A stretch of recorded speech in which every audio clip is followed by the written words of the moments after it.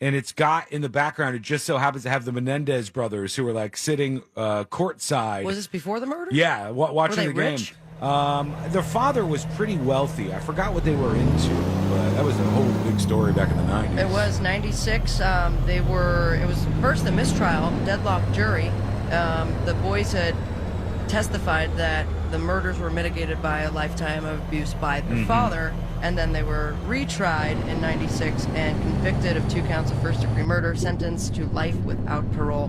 The trailer suggests that the Menudo members' revelation could change how the public views the Menendez brothers' conviction and potentially reopen their case. That'll be May 2nd on Peacock, the docuseries. Good luck with that. Also coming to a tube near you. No sexual allegations, thank God, with this one, but Twilight, baby. Get on my back, spider monkey. Oh. Say it. Say what I am out loud. A glittery, sparkly vampire. You know a lot more Twilight than I do. Those were so butchered as far as direct quotes. Last week we heard about the Harry Potter HBO TV series, and now they're like, we should do more. No more original ideas. Let's just take the big teenage movies and make them into TV shows. Now the Twilight people are how old? Ready to do Are you right in that zone for Twilight? Were you like right in the age group? God. I guess I was in high school. The books were popular when I was in high school. Yes. The movies, I don't remember when they came out. It was a little bit after that, probably, like maybe 2-3 they're years. fun to watch. Yeah, I've seen 1 or 2 of them. I just don't know. If I was going to do a quote from it, I would just do general vampire quotes. I have no idea what they said. The author. Suck your blood. Damn it! I wish that was clear. Oh. Can you say it one more time? He never pulls the stuff of him anyways. No, of course he doesn't. Isn't that a real curious thing? I can do it. Actually, that's before I go to Super Ultra Mega Desk. I think that I should get a system in which I can pull his clips. Yeah. So that we are finally getting the victory. Fight that we back? deserve. Yeah. He's probably got like 4 C-Lane clips, 55 Sabrina clips, and 6,426 Sean clips. I don't make the rules here. Yeah. Yes, You do, in fact, have access to pull whatever you'd like to pull. I don't know how to do No, that. we don't, because every time I go to pull something, you're like, that has the tone for podcast. We can't use that one. Yeah, I don't know how to do it. And so I have to ask you to pull it, and then here we are with 0 C-Lane clips. So there's some good ones that could We have played been. one of me last week. Oh, yeah, what was it? Me screeching like an eagle. Oh, I like that one. How about this? We're here for some sex. Sex me, please. Them boobies, see. Apparently, having sex with a wiener dog is awesome. I don't remember saying that. I never do either, buddy. However, how did you pull those? Back when I had my HQ and I was in charge of producing the show and access to the computers over at iHeart, I could go on and on about it. He's going to tell you how to do it, but then you're just not. No, but it's going to be a whole thing with the archiver and VPN, and it's just like... Well, she knows. And finally... All right. That sounded like Christopher Walken. And finally... Imagine Netflix, but all metal. Yeah. Yeah! It's called Thunderflix, which is something I did this morning. And has just launched, promising heavy metal content for the appropriate price of $6.66 a month. Nice. Yeah! It's all metal, they say. Inability to find high-quality heavy metal to entertain himself as a lifelong music fan. He has decided, Samuel Dueck, to create this new service. You could do yearly price of $66.60. Has behind-the-scenes footage, compatible devices, iPhone, Apple TV, Android, all that jazz, live concerts, even stuff that was only available on VHS or DVDs are going to be on this new Thunderflix. Huh. You don't even care. I can't listening. The music is really distracting. Dude, I don't It's a day to trust remember. Is this? Oh my God. It's so hard. It's called Second Sucks, one of my favorite songs. I think I'm just so soft. Yeah.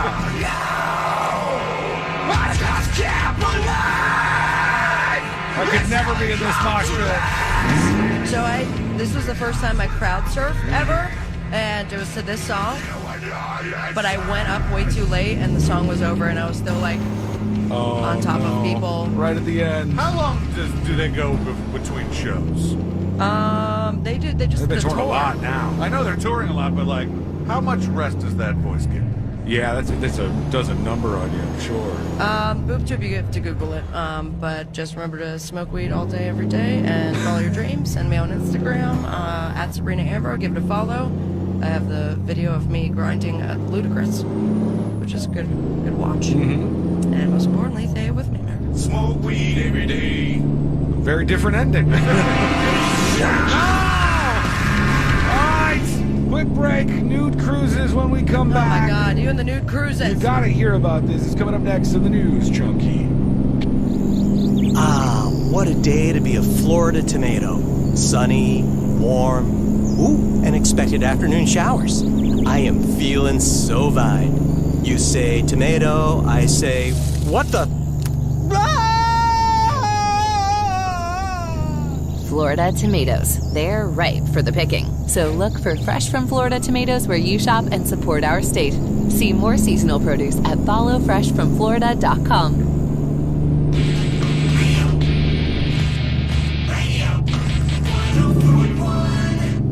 When good things go bad, bad things make headlines.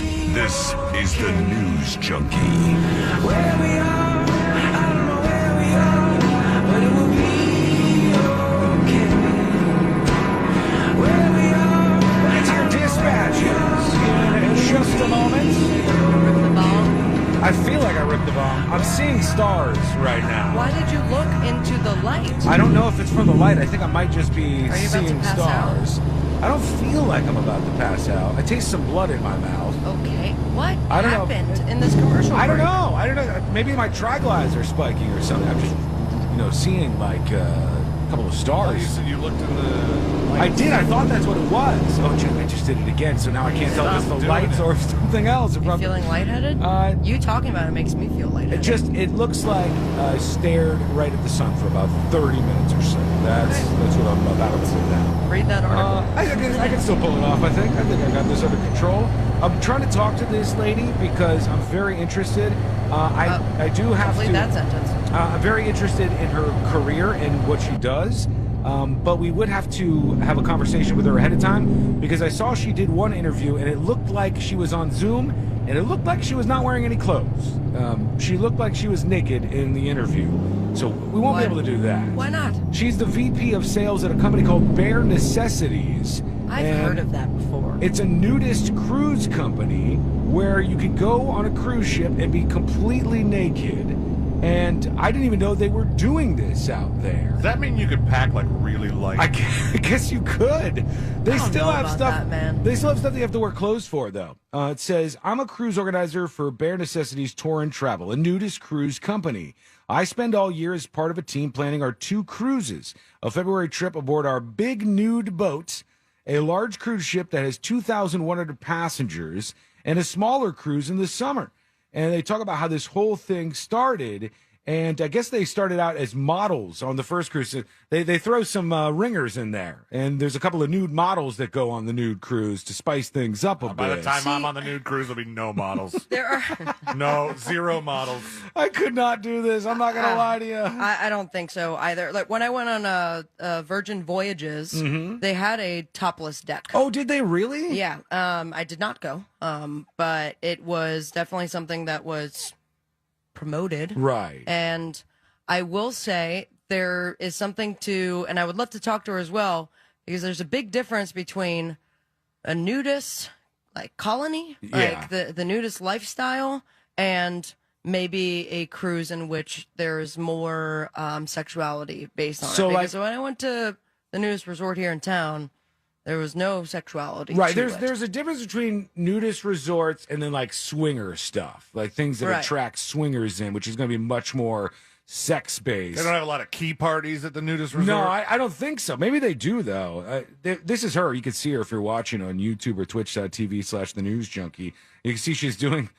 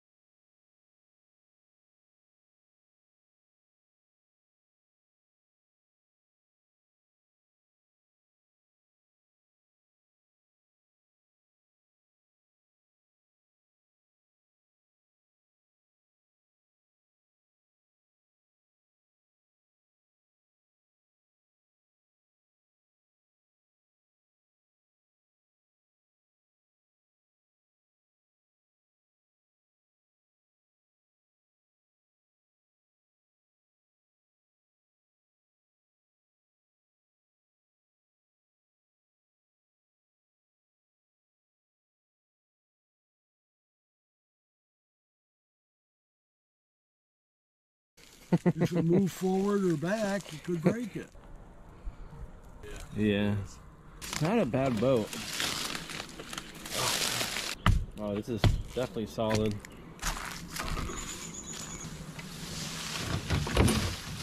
I really can't do that.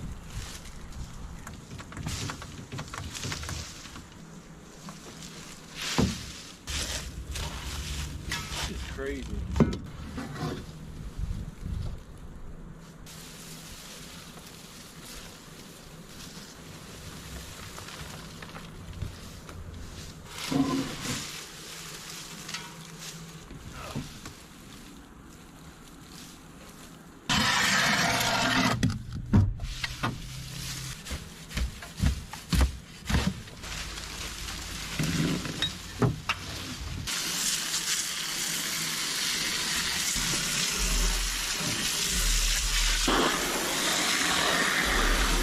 There's probably about like 4 inches of just leaves and debris. Pretty crazy.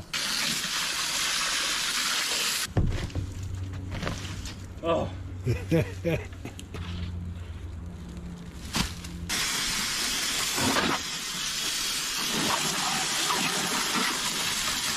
Trying to get this tree root out. Okay.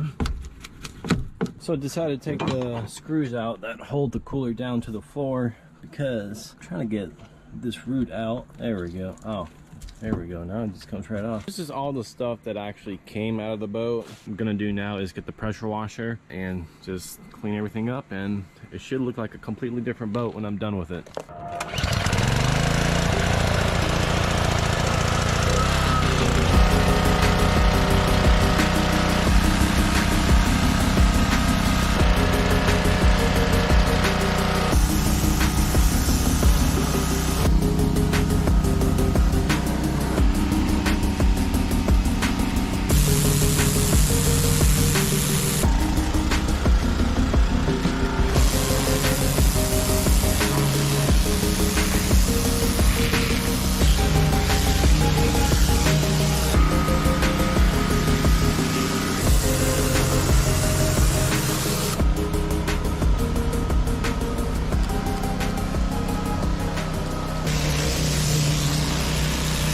For those people who thinks the floor is soft in this boat, I'm gonna walk around in it. It's a very solid boat. I found 20 bottles of sunscreen, which is pretty crazy. I've never seen so much sunscreen.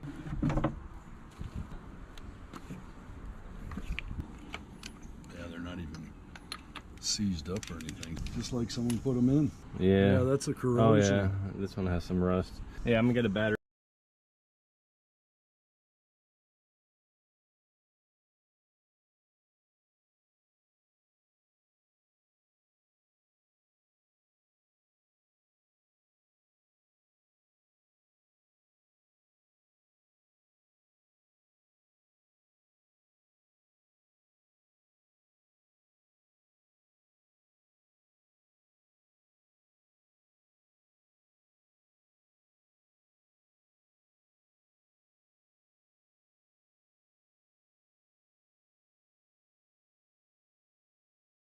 In here, I'm gonna tilt the motor up and we'll spray some stuff in here.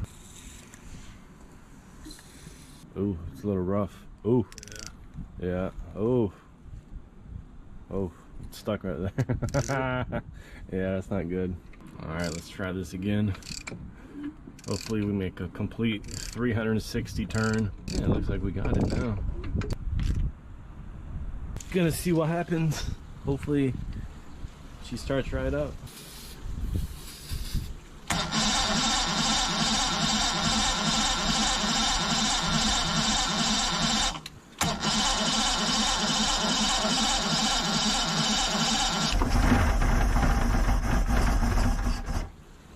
Oh my god, it's smoky.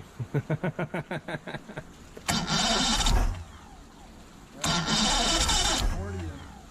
it a little fuel.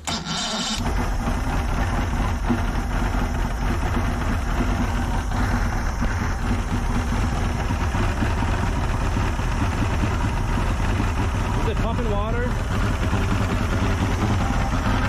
Oh my god. So we finally got the motor running, and it actually runs really good. What I'm doing right now is I'm removing the lower unit in order to put a new water impeller in here, and also I have to get the lower unit repaired. As you can see, the skeg is ripped off.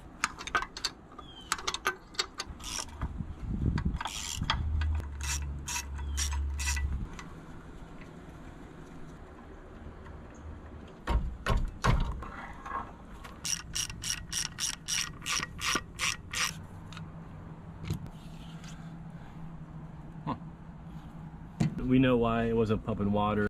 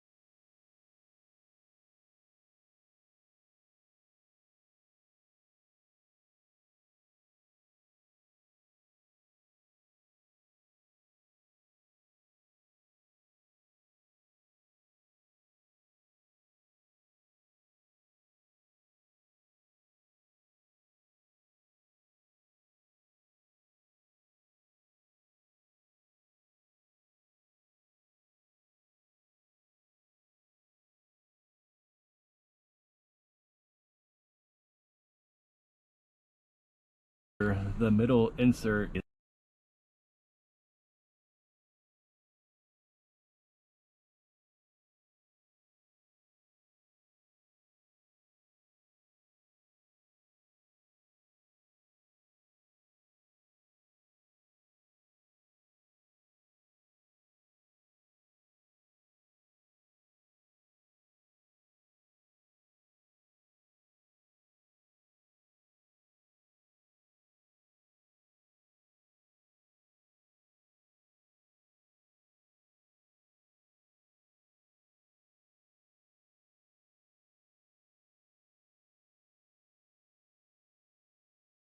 is turning on the rubber. Definitely needs a new one. I just got the lower unit back. I got the skeg welded back on, and now what I'm going to do is I'm going to be installing the brand new water pump.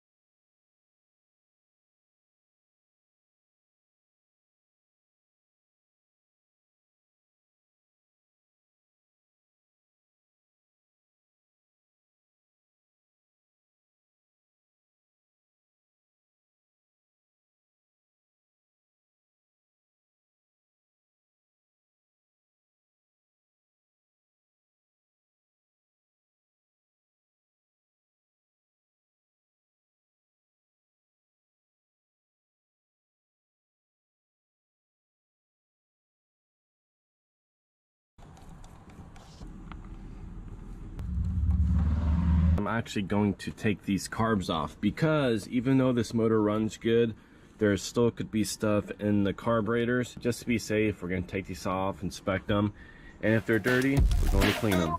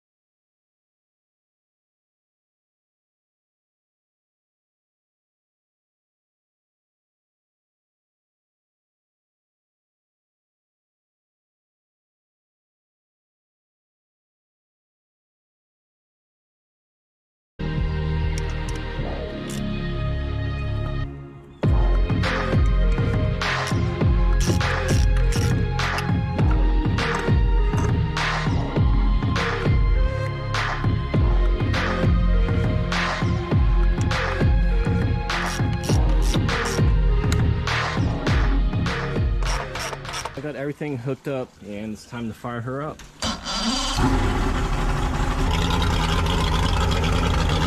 Going to be lifting the boat off of the trailer.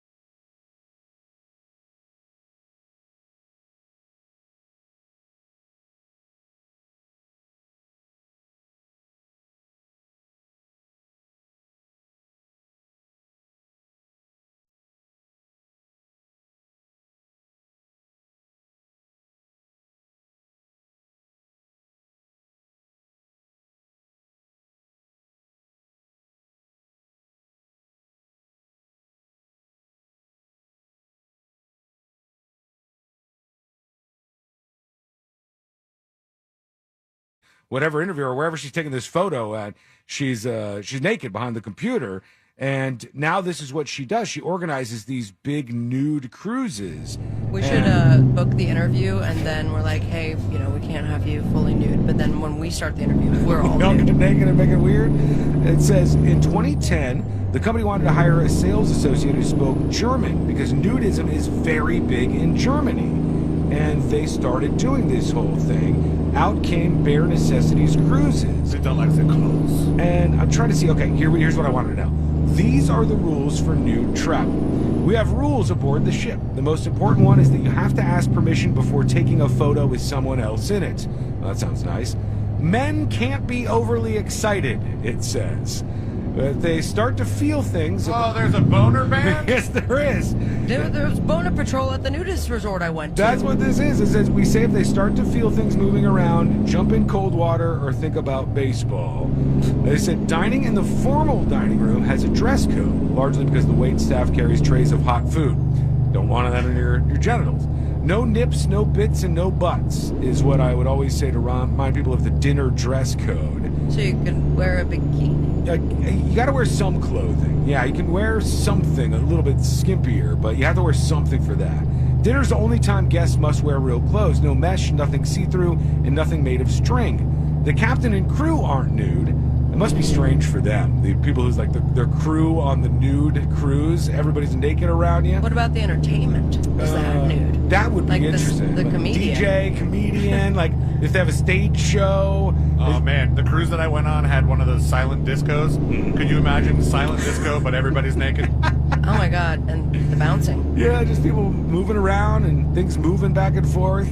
They say we also aren't nude at the ports except for designated nude excursions, or if we've arranged to have an exclusive use of the port at the time. They go all over the place, the South Pacific and all kinds of different islands, and I guess it's really, really something that's desirable for people who are into nudism.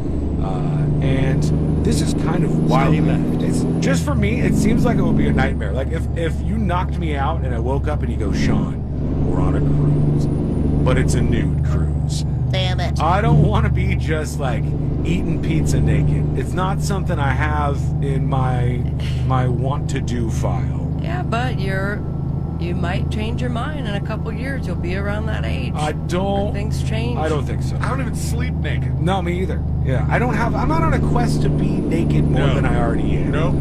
I'm naked just the right amount of times. I'm naked when I take a bath. We don't need it. I'm fully nude when I take a bath.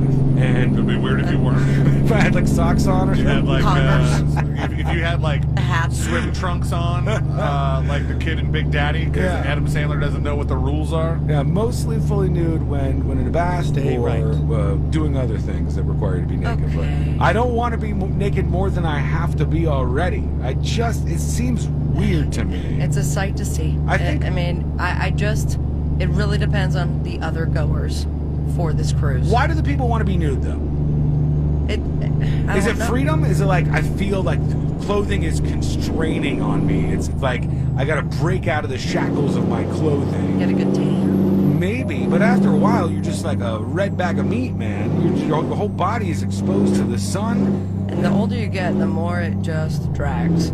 You know what you can do though, and I've seen this. It's supposed to be great. I've never tried it. You guys can try it out if you want. But if you're sun tanning, you're supposed to really spread things and get the sun right in there on the backside, and that's supposed to be good for you. You're supposed to doesn't sound tan your pleasing. BH. You're supposed to get sun on it. Oh, you No, never heard I this? don't. Could you imagine getting sunburn on that? Okay, I did not Hey, think I like, was going to Google this. I don't think that's a thing, because They just I'm put pretty sure, sunscreen? It is. Look pretty up. sure all the Cajuns do opposite. They do the bleaching, not the tanning. They do both. Look this up. It's Perennium Sunning.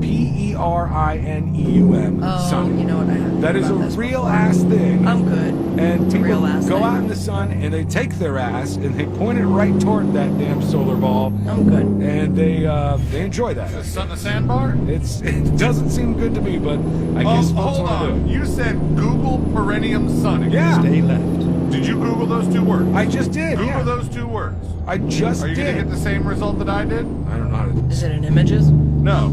The first thing that I see is health.com. Why you shouldn't try perennium seed. I'm not saying it's good. I'm not saying you should do this. I'm saying people swear by I it thought and you they said. do it. I think you said. No, this says, although perennium sunning quickly became popular on social media, scientific research and healthcare providers warned against the trend. The perennium is a sensitive area of your body that, when exposed to the sun, raises your risk of developing No, skin cancer. I ain't trying to get taint cancer. You don't want that. That's No. very, very bad. And then if you do happen to get a bad sunburn like you did on your knees, Oof. imagine trying to have a BM. Oh, imagine if you had that sunburn right there. That would have been No, thank so you. painful. Now my this knees is look weird. great. But Yeah, if look you okay. were to tan, does your I see what you're mouthing toward me. That's the F word. No, it's vacuum. No, it's not. obviously I have different parts than you two. Yes. What? Yeah.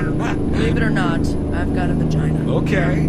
If you got, do your generals tan? Like, if you were to, I have never been naked in the sun long enough to get a tan. like, does it change a shade, or is that like different types of Asked skin? and answered. We don't know. I've never been in the Oh sun my long god, enough. why are you yelling? Hang on. Have God. you been in the sun long enough to get tanned in those places? Stay right. No, but I used to do like the tanning booth. Oh. Back in yeah, high yeah, school. Yeah. Okay. I see. But it wasn't in that angle to see, like, you know, the undercarriage. of Yeah, the- I don't even know what that part of my body So looks like. in a tanning booth, I I've know never they- seen my perennial. I know they give you covers for your eyes. They give you No. nut covers. I don't know. Oh, I don't know, because I feel like it's more exposed for We you need guys. some people who are more into the nudist world. Yeah, who's got a tan penis? To chime in, not with a photo dispatch of that, but instead with your story. Some guy comes in like, yo, I do. Take a look at this. Go to thenewsjunkie.com, hit record on your first dispatch right now. Let's go over to Because he's Maui. Hispanic. He's got the tan Oh, penis. got it. Maui is a never nude guy, or maybe thinks I am. I'm not sure. We're going to find out in just a moment here with Maui's dispatch. And here? I'm pretty sure Sean is a never nude. I'm not. He takes a bath with cut off shorts. Definitely. I'm not an. There are dozens of them, but I'm not one of them. Okay. I am fully fine with getting naked, but only for the exact amount of time that I need to be naked. Like, I wouldn't even after sex or something just be like walking around like, oh, well, go get a drink of water. I'm putting my clothes back on right afterwards. Really? Yeah. Oh yeah.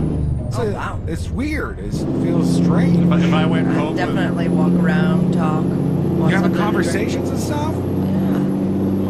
if I went home with a nice, lucky young lady and we had some sex, Could be with your wife too, you know. I would. Well, she was one of them. She was the last one.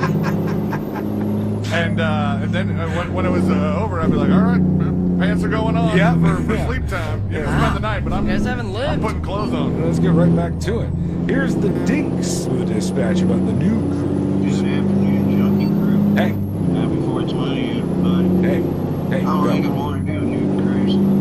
You're going to be walking behind somebody, and they're going to fart. It's just going to blast you square in the face. Stay There's back. no more All right. up there. Okay, I would have stopped you right there, sir. So it can't The tan. dispatches today or something. Yeah, I think it's been a very, very, very heavy 95%er day. My friend says he burnt his D in Playa Linda. Really?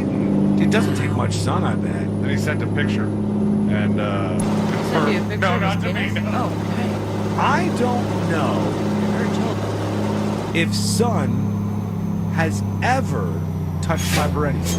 I don't know if the Wait, sun... we're back to the BH? Yeah, You're that's... saying you don't know if you've ever been that naked outside? Yeah, I have. but even for a moment for the sun to get in there. But yeah, I don't know if it would have got there because I've done like the outdoor shower. You know. But then it would still be pointing in down. the Right, but right. yeah. Yeah, we're talking about the section of your body between the thing and the thing. Oh, the taint. Yeah, that area. Oh, I thought they were. I guess I don't know my body parts. I used to.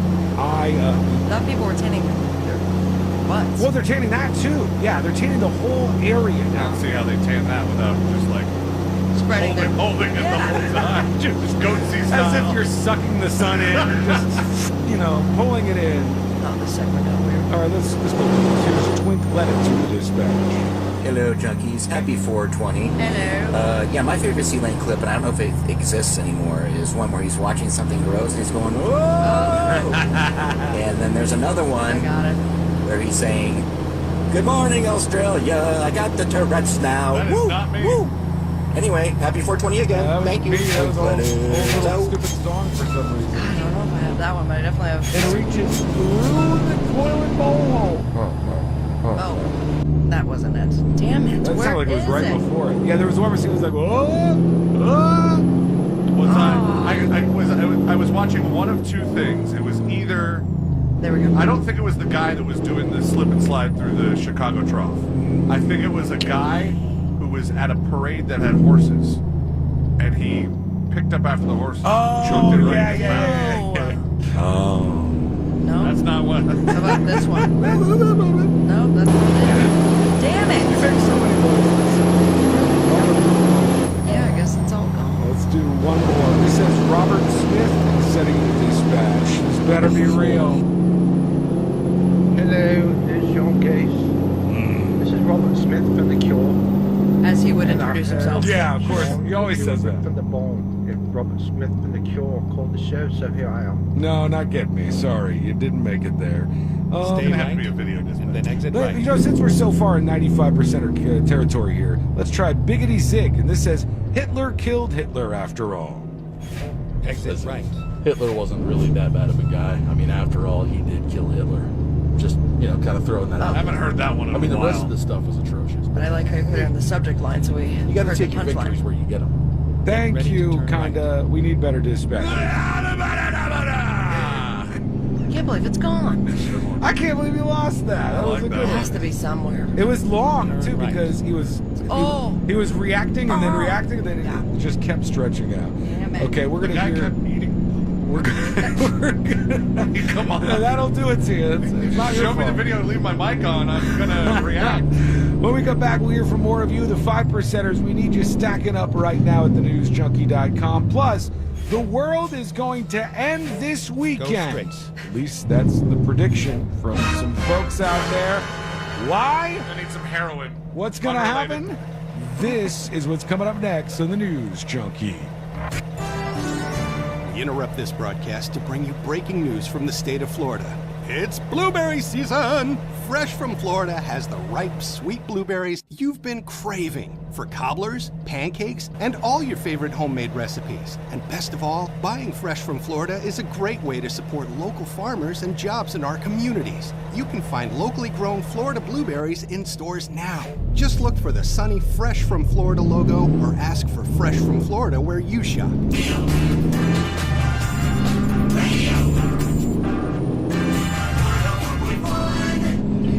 Story time with the three best friends you never knew you had. This is the News Junkie. Turn left.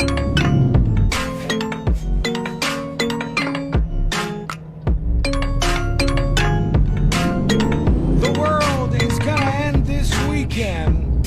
I'll explain in just a moment. Why am I not eating carbs then? You can go for it right now. Because if this is right, what does it matter? The end of the world, they say, is going to be April 23rd, which is, I think, Sunday or something like that. Damn it. Sunday That is or a slap in the face to Sabrina. Yeah, 2 days before my birthday. That is a terrible way for everything to go down, but we'll explain what's going on in just a second. Tips at thenewsjunkie.com, and John emails. He says, I had emailed you prior about my experience with the police department and how a group of their officers were acting in similar ways as you endured. They then used their authority/position to ultimately harass and arrest me, steal money, personal property, and destruction of the on-site video of the arresting event. Even with all that they did, they all kept their jobs. Big surprise. I did get a settlement and had to execute an NDA, but I'm still glad I reported them and their actions. He says, when you talk to the police, request a copy of the IA Internal Affairs interview and transcript. I'm going to do better than that. Once they're done with the whole investigation about the situation I explained a couple of weeks ago with these sheriff's officers, the investigation is closed and all the information is public. So I can get the video of me in the interrogation room with these two cops. Fun. And I was just like just being real. I sat down. There was two of these officers. They had all the recorders out and all this. They had the They footage didn't let out. you record it? They would not let me record it because he said it's an active investigation. But he said afterwards, all of this stuff. And I'm assuming even the testimony of the officer who actually was responsible for most of this. There's two main cops, two main Orange County Sheriff's officers who were the assholes here. So I can't wait to hear what they had to say about this whole thing and their version of this. So yeah, I went down there yesterday. It was weird as hell and a little stressful, but I knew that if they were going to do an investigation, I had to at least get my side in. They wanted all the other people who actually know what happened, which would be Courtney and somebody else who was with us that we were talking to go talk to them. I'm like, hey, buddy, do you know that there are people who are a little uncomfortable with talking about these things? Like, there are people who go, hey, I don't know, this could be opening up a can of worms for me here. But we're going to see if we can make that happen because I've gone this far with it. Might as well see how it all plays out. At some point, I'll release and play the interrogation video and all the other information in the actual investigation that they're doing right now, these sheriff's officers. That should be real interesting. Before we go to your dispatches, since the world is ending this weekend, I feel a responsibility to tell you why, so you can prepare yourself accordingly. There is a new conspiracy theory that says an apocalypse of some sort will happen this Sunday, April 23rd. It's blowing up for some reason in Spanish-speaking communities. So people who are Spanish are really, really getting obsessed with this idea that the world is going to end this Sunday. They said there's an intense solar storm that is going to take place on Sunday, and they think that's going to be the cause of this. They said there's every expectation that in about 5 billion more years, our sun will swell up to become a red giant. This is according to Dr. Mark Morris. And then as it gets bigger and larger, it will eventually become what's called an asymptotic giant branch star, a star whose radius is just under the distance between the sun and the Earth. So the Earth will literally be skimming the surface of the red giant sun. That sounds bad. That sounds real bad. But these folks think that this weekend is going to be the end of times. On Sunday, all these solar flares are going to melt us and humanity is over. NASA had predicted that there would be a solar storm today, in fact. That's when NASA said there's going to be a solar storm. I remember us talking about there being some incoming solar activity. I don't know if people who had a hard time listening to the radio station today, that's something that could be affected by these solar flares, I think. But seems like all is well now. But who knows? Sunday might be the end of all this. Let's go over to you. Real quick, that EAS alert that everybody got this morning in the state of Florida. Nice little wake up at 4:45 a.m. I keep seeing the folks involved apologizing, and they're like, hey, somebody's head is going to roll because of this. Okay, no. Nobody needs to be ousted for this. That's what they're saying. This is the press secretary for Ron DeSantis, Brian Griffin, right out of Family Guy. Oh, Peter. And it says, this morning's 4:45 a.m. CERT test was not appropriate and not done at our direction. The party responsible will be held accountable and appropriately discharged. So they're going to fire whoever was responsible for pushing out that alert at 4:45 a.m. It was an accident. Yeah. That's way better than what Hawaii went through. Did the Hawaii person get fired? Do you guys remember if somebody got fired? That was an intern, right? Yeah, they sent out a message that said there was incoming nuclear missiles or something. And everybody in Hawaii freaks out and tries to hide. This is not nearly as bad. It was just more annoying. But everybody keeps saying, we're going to fire them. We're going to find out who did this, and they will be fired. Let's go to you. And I hope I don't have to fire you, even though your dispatches have been a little underwhelming on this 420. Perhaps you're too stoned to give us great quality content. That might be a thing. I don't know what's impacting these, but I just got to be honest with you. Less than stellar today. Maybe these will turn things around. Here's Floridian Kelly. She has a dispatch for us. Hello? Hi, News Junkies. Long time no talk. Hey. I am a little concerned by Greg Strube's new bill prohibiting transgender women and girls from participating in all athletic activities. Mm-hmm. Are you serious? Are we back in 1930? Yes. I mean, I know Exactly like that. I'm a woman, so I guess I've got to be barefoot and pregnant in the kitchen just cooking and say, hey, honey, are you home? But come on, seriously, just be who you are and love everyone. Wiggle, wiggle, pop, pop. Thank you, Floridian Kelly. She's talking about one of these bills. There's a couple that went through today. And one was about athletics for schools. I think it's school-related athletics for transgender participation. And there was something to do with the use of restrooms. It has to be based on your biological sex. And then an extension of the thing that everybody refers to, the media mostly refers to as the Don't Say Gay Act, to all the way to 12th grade. So all the way up through your high school education. There can't be classroom lessons outside of sex education. Priorities, baby. That talk about you know what you identify gender-wise, all of that stuff. So that's what she's raging about there. Florida and Kelly not happy about that news. That's a complicated. All those are complicated, complex topics. I think for the transgender athletic stuff, people are very stupid when they get into these debates. For me, it doesn't even begin to matter until you get to high school age. It doesn't matter if little girls and boys are playing together when they're in elementary school.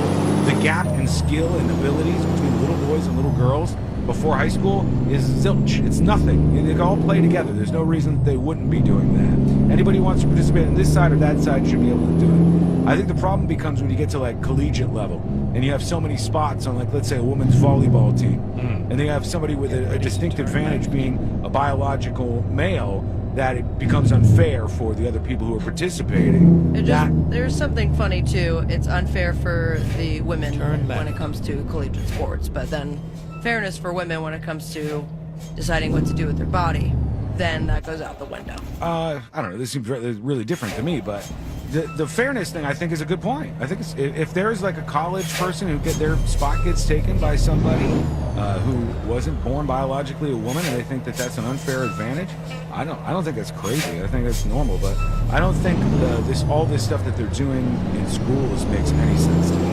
A 10-year-old kid that wants to play on the other team, who cares? If you're prepubescent, you're not getting an advantage over people who participate in that. So I think that's dumb. And you can never win these conversations or arguments or even really explore them because people get very, very upset. It's like all or nothing in a lot of these debates, which I hate. I wish we could have more conversations about this. Here's Herbert420 going in another direction entirely. Appropriate name, though. This says naked tanning at Planet Fitness. Good afternoon, news junkies. Hey! I'm in a safe location today. Happy 420, Sabrina. All day. And all of you other 420 celebrators out there. I just wanted to say that I've been tanning naked for years. I do the stand-up tanning booth at Planet Fitness. I just get in there and do my boogie dance for 10 minutes, and boom, everything is nice and tan.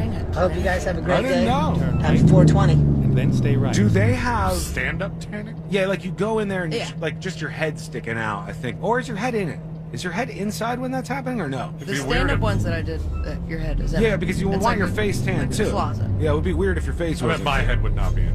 When you go into the opposite of this, which is those places that you can go to with the cryogenic stuff, you know, like where it's super cold, can you do that naked?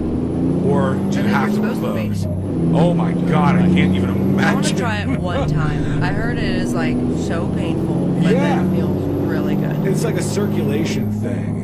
There's a lot of these companies that popped up for some amount of time. Some of it's quackery, but some of the athletes and stuff that do this stuff, like athletes will swear by ice baths. But I could never get in an ice bath. Isn't that huge in like baseball locker rooms? Yes. Ice bath? Yeah, it's really, really big. And they'll just, after the game, they'll just jump in this literal cowboy bath of ice. I feel like it's a waste of ice. I could not make myself do that. I would not be able to just sit in there and just maintain sanity while freezing. Oh, God. All right, let's do one more. Yeah, we can do one more. Hang on. We have time? Wait, no, I'm late, aren't I? Yeah. Okay. Quick break, and when we come back, we have jury duty. And we'll get into an update on that Ralph Yarl, the teenager shot by the 84-year-old man. That case has some more updates that I want to tell you about. And there's something very interesting that a politician has just announced. That's all coming up next on the News Junkie. broadcast to bring you breaking news from the state of Florida. It's blueberry season! Fresh from Florida has the ripe, sweet blueberries you've been craving for cobblers, pancakes, and all your favorite homemade recipes. And best of all, buying fresh from Florida is a great way to support local farmers and jobs in our communities. You can find locally grown Florida blueberries in stores now. Just look for the sunny Fresh from Florida logo or ask for Fresh from Florida where you shop.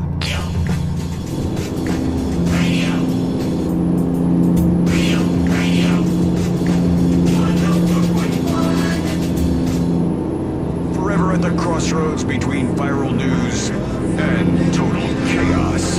This is the News Junkie.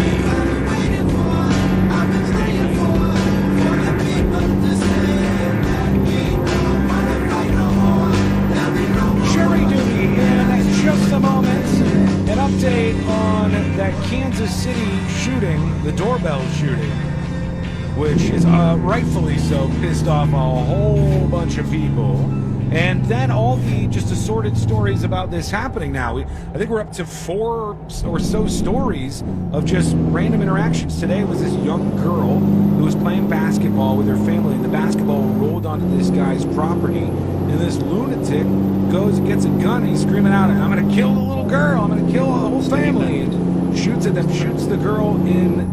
That's bad. That's a really bad one. Shoots the girl in the cheek. There was one I felt real bad about recently. I don't know if they said in any of the interviews, because I only saw what we went over earlier in the show, but I don't know if the bullet that was in her cheek, if it like bounced or something, or... No, it was lodged in her cheek. So he shot it and he hit her in the face. He shot her in the face. And I don't know if it was, I mean, clearly from a distance that it did not go through. It didn't like penetrate. What the mom had said during the interview was that it was lodged in her cheek, and that they were able, I guess, I hope, to remove it. And the father was shot multiple times. Correct. And by I'm this surprised guy. he was not in the interview. Must be still recuperating. Yeah, I guess he's at the hospital. They haven't even found the guy. The shooter is still on the run. But that was over a basketball going in the yard.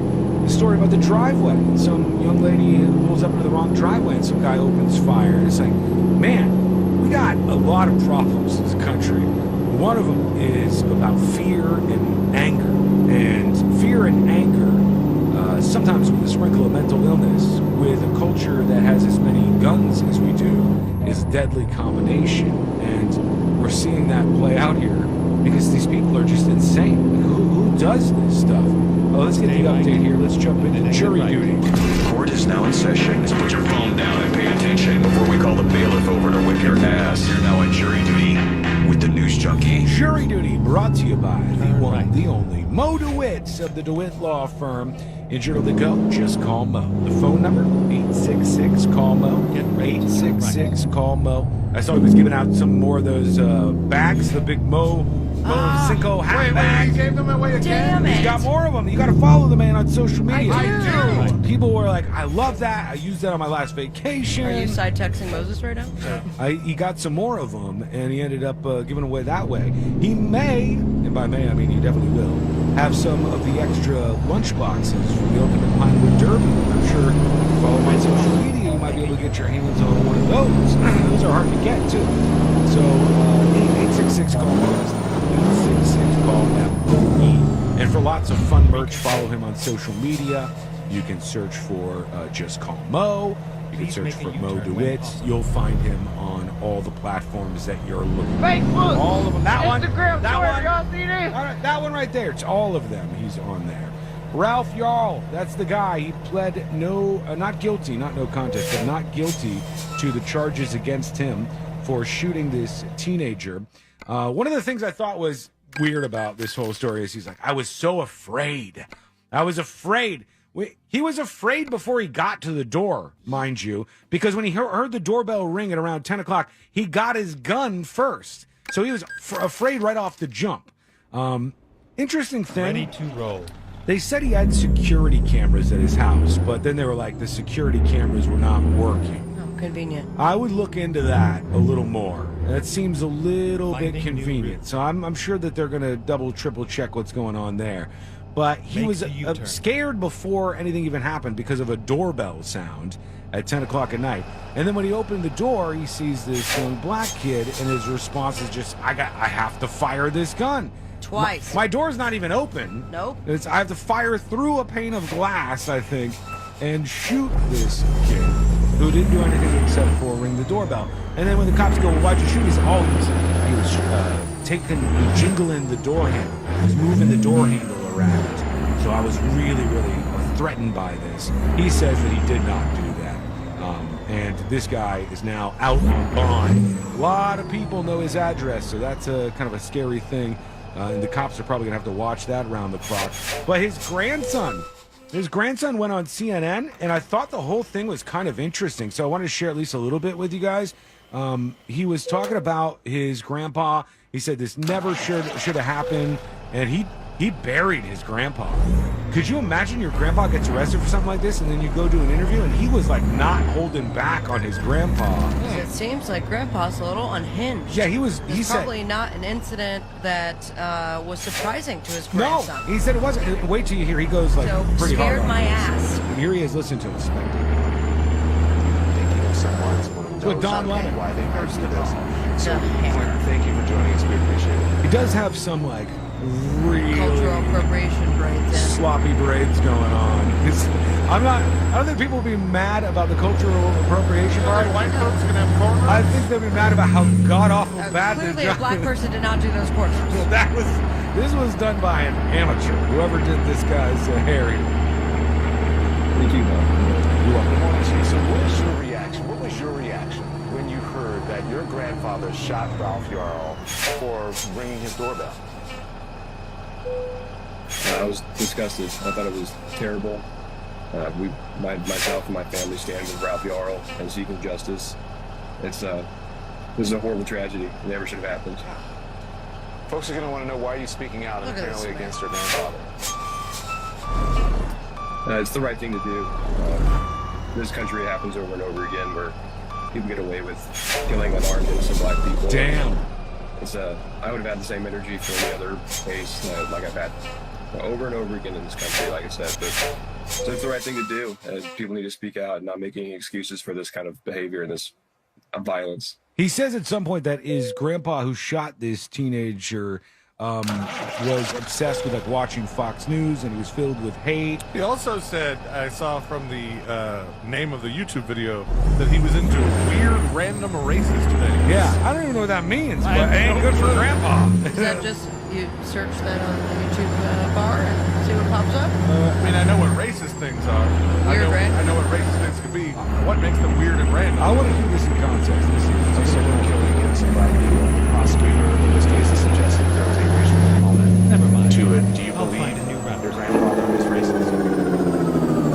Turn right. I believe he holds racist tendencies. Short answer. Why do you say that? He's just a stock American Christian male. It's older, that's just how they are. It's conspiracies and weird, random, racist things they say happen, and it doesn't make sense, but they're just scared. Oh man! So grandson seems to be the type who is not fond of grandpa here, and he's like, "I'm gonna toss you right under the bus." Editing his will as we speak. Let's get him out of this thing. Yeah, he's going full-fledged the other direction. Didn't seem like he had any great examples of why his grandpa was that way, but there's more. It goes on for a while. He didn't seem to be much of a elaborate. No, he's not supporting grandpa. He says he didn't his family. I just kill the kid. If my grandpa shot somebody in a situation like this, I think at least initially I would be defensive of my grandpa. Because in my case, I would go, my grandpa would not have done this for no reason. There must be something to this. Like I think initially I would go, I'm going to default. Like imagine your dad, okay, ends up in a story like this, and you go, Sabrina's dad fired shots at this kid. Everybody might digest it one way, but you know your dad. Like, you know your dad wouldn't do something in cold blood or whatever. So, generally, I would filter things through that way. But this grandson clearly wasn't very fond of his grandpa to begin with. He didn't seem like he needed to try to back him up. He was like, immediately, I'm not going to support Knowing my dad, yes, I would. I imagine that there would be, based on the man that I know, a reason behind defending himself. But if I had a grandpa like that, in which you see him go into conspiracy theories and obsess over Fox and go into this rabbit hole that we find a lot of people in these days, then no, I would not. That's exactly what I'm saying. I'm saying if you're I think we're agreeing, but yeah, it's just yeah. a different tone. No, if somebody So shut up. You guys are just so not used to it that it's weirding Oh, you shut out. up, Celia. You're supposed to be quiet during these. all right, we'll just take it as an agreement. We should be taking bong rips. That means you finally got one right. How's it feel? Oh my God, I almost said F you. Finally nailed one. I will say it right now. We dumped that whole thing. No.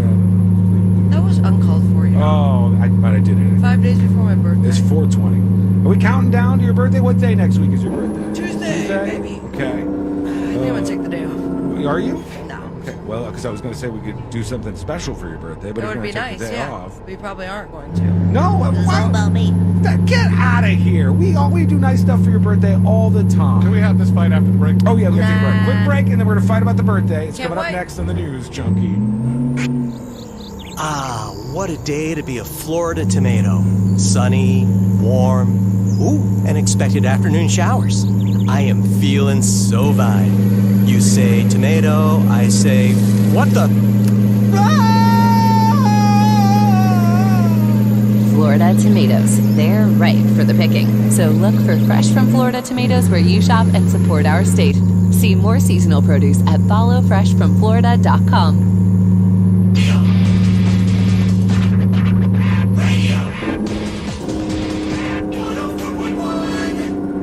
Watching the world burn with some friends since 2007. This is the News Junkie.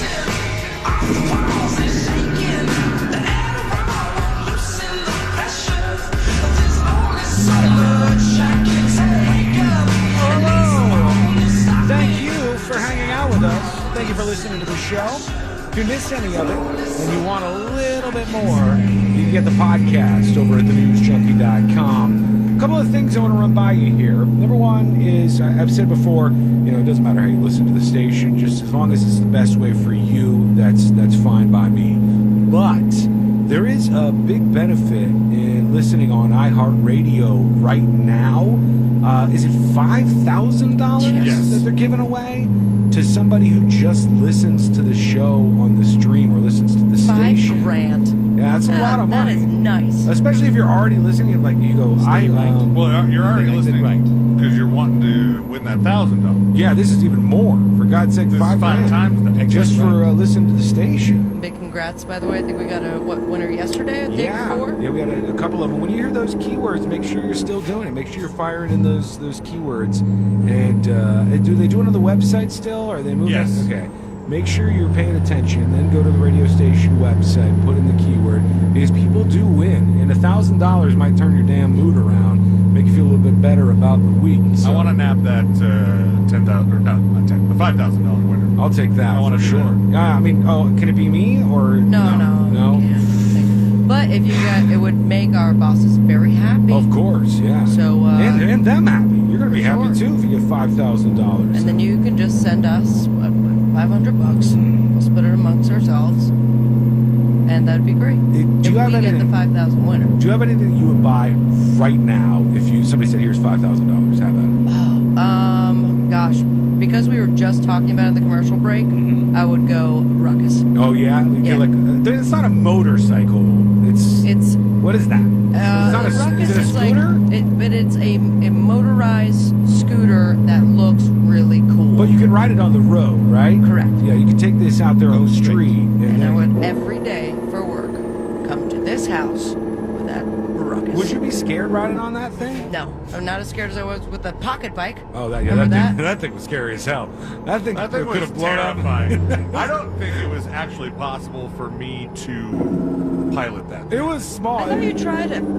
It was a little motorcycle that Sabrina had, I but think I could bend my knees. it was barely. It wasn't even as big as like a little kid's bicycle, but it was a real It's like motorcycle. take a crotch rocket and then just like Shrink it. minimize it, and my knees would stick out. I mean, it was COVID. I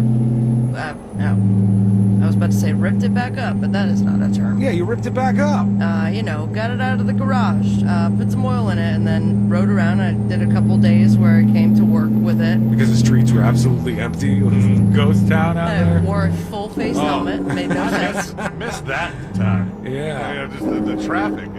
That was perfect. You got to think about driving. the few benefits of There all the there were a bad few things of that were them. going on. Speaking of $1,000 winners, we did another one. Guys. Did we really? Yeah, at the beginning Get of the outta show, here. No way. Richard in Edgewater won $1,000 just by listening for the keywords and putting them in on the website. Great job, Dick. It's that easy. Just listen, pay attention, and you're good to go. All right, there's a story out of Oklahoma that I wanted to share with you really quickly because they were on the move. They had seen a dead body that was floating on this Arkansas river, and rescue teams showed up on the scene. There was dozens of people who were involved in this response. Why the body's already dead? The body's dead, but now they got to start an investigation, and they got to get out there and retrieve the body. They got to make sure the scene is treated correctly. CSI. They got to CSI this son of a bitch, and they started to get out there. They got into the water and all of their equipment, and they started working their way out to this particular place where they saw this body, and they were in their kayaks, and then they found this man who was dead, and he wasn't quite as dead as they thought. Sorry. It was a guy taking a nap, and they thought that the man was dead, and he was just laying in a shallow part of the river. It was like shallow enough where you could lay down and you wouldn't be underwater, and the guy was taking a poke nap. him with a stick before calling all of that law enforcement to the scene? They thought dead guy. This is a dead guy right now. And they said, imagine their surprise when they got close enough to see the so-called victim was actually alive and well. They're now telling residents not to nap on the river. The river is low, but it's still potentially dangerous in areas, wrote the fire department. Please stay safe and find alternate ways to stay cool. The man was not dead after all. He was just taking a nap on a river, as people do. I mean, I don't, but you know. I've never river napped. Yeah, I haven't done that. You guys haven't tanned your penises Nope. or river naps. No, it seems peaceful though. Not the tan part, but the other one. It seems kind of peaceful. Especially if you do both at the same time. Yeah, well, you could. You could two birds, one stone that. Yeah. Very, very easy. You wake up from your river nap and you're like, oh, damn. Got a tan penis. Everybody, this is a little visual, so I put it up on See It Now in the tan penis? See It Now section of the app. You can check it out, or at thenewsjunkie.com. Just go to the website. It's perfect on your mobile or laptop or whatever. Go to thenewsjunkie.com and look and see it now. I watched this, Sealand, and I said, are you kidding me? This is the death recipe. This is the recipe that will kill you, I'm sure of it. All right. So this is up on See It Now, but tell me if you think this is as bad as I did. I just scrolled past this, and I was like, all right, let's see what we got here. Okay, it's somebody with a hot pan, and they're putting a lobster tail down. Already cooked, it seems. They're putting an entire stick of butter, and then another entire stick of butter. Oh my god, that is going to be so good. With our butter, now I'm going to come in with some heavy cream. Heavy cream now. I'm using about half of the carton here. What? Half a carton of heavy whipping cream. We are making a really delicious and very easy dinner. Are we at a point right here where this is like a heart attack or what? But God, do I want to try it. That's a lot, isn't Why it? the heavy cream, C-Lane? What do you think that is doing? I mean, it's turning it into what would I think would be a cream sauce, unless this is supposed to be some sort of soup. But right now, I mean, you're going to need to broth that thing down. It's just so rich, like 2 full sticks of butter. I don't know. I need to see the whole thing. I want to know what the end game is. Let's see where they go. Like $100 at the restaurant, but you can just make this is at it a home lobster way bisque? cheaper. She's got it in there. Wait, what's it? Diced yellow onions. That's the first normal thing she's put in so far. Gives us a quick mix. We add It's not a good mix. Juicy stuff. Yeah, what else is she So put? now I'm going to add a little bit of tomato paste. Okay, that doesn't You seem can too skip this bad. if you want, but All right, add I'll skip it. fresh. And the best part, the seasoning. So I'm going to add some Old Bay. That's fine, right?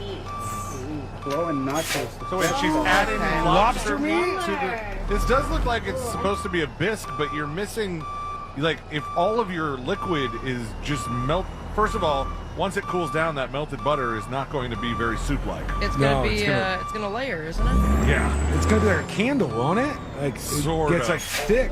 And That's then- so the fatty. cameraman in his comments, I cannot. Yeah.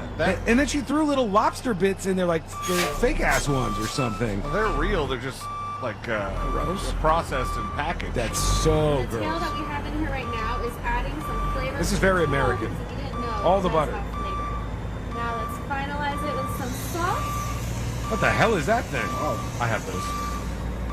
some black pepper. It's fancy. I don't use mine for salt. I use mine for pepper. Mostly disturbed by the 2 entire sticks of butter. Can Ooh, you but it looks good. fast forward to the end and show me like what the hell this is supposed to Oh, be? Wait, oh, what wait, did you put in? hold on. This just got wild there for a second, I saw. Ew, look at that. We got a nice creamy texture with everything. Okay, she's stirring it up. The lobster's in the middle. This is happening. Oh, this is lots of good Don't stuff. say lobster juice, you weirdo. Right. Now I'm just going to push this off to the side. Scooch that on over. Scooch it on over. We're going to add our main ingredient, which is lobster ravioli. Oh. This lady is out of control. This is looking a little bit more like a dish now. Just to soak up that sauce. And Oh, we are ready. my mouth is watering. How many calories is this? It doesn't matter. It's delicious. It's like 1 billion, I bet. That's insane to me. Let's see the end product here. There it is. Oh, so it wasn't cooked already. I bet it's garbage.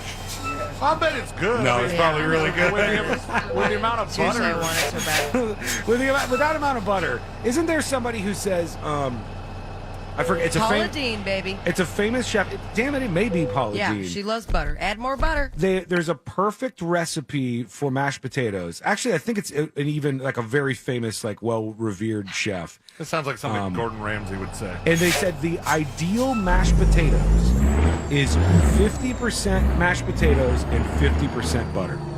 That's the ideal. Never made That is the mashed idea. potatoes in that way. I don't think I put more than a stick of butter in mashed potatoes, and that's if I'm making them for a lot of people. Let me see who this was. 50% mashed potatoes, 50% butter, and like that is so insane. Or to they're just have yellow. that mix. Yeah, they're absolutely. Okay. Oh, Here Joel we go. Robuchon's best mashed potatoes in the world recipe. It is 50% potatoes and 50% butter. Who said that? That Joel Robuchon. He's like one of the most. You think he's Michelin bigger than star- Paula Deen? Oh yeah, hell yeah. Bet he doesn't say the F word. No, we're talking about it in different ways. Joel Robuchon is like one of the most famous chefs on the planet. Paula Deen is like TV chef. She's like a different kind. He's like a Michelin star. They called him the chef of the century. He died a little while back. It might have been those mashed Last potatoes. century. That might have. We're supposed to listen to a dead guy about how 50% butter in your What did mashed he die potatoes. of? Clogged arteries? It didn't help for sure. They said there's over so now. much All in right. this. And then I guess Anthony Bourdain had like another version of it too that's really, really popular. I've had mashed potatoes that are that buttery that they are like yellow, like that, but oof, God, is that bad for you? Just Yeah, terrible. but so good. Tasty though, yeah. I Here want we that go. lobster pasta. Let's go into some of these dispatches and see what you got going I don't on. even think this recipe of his is half and half.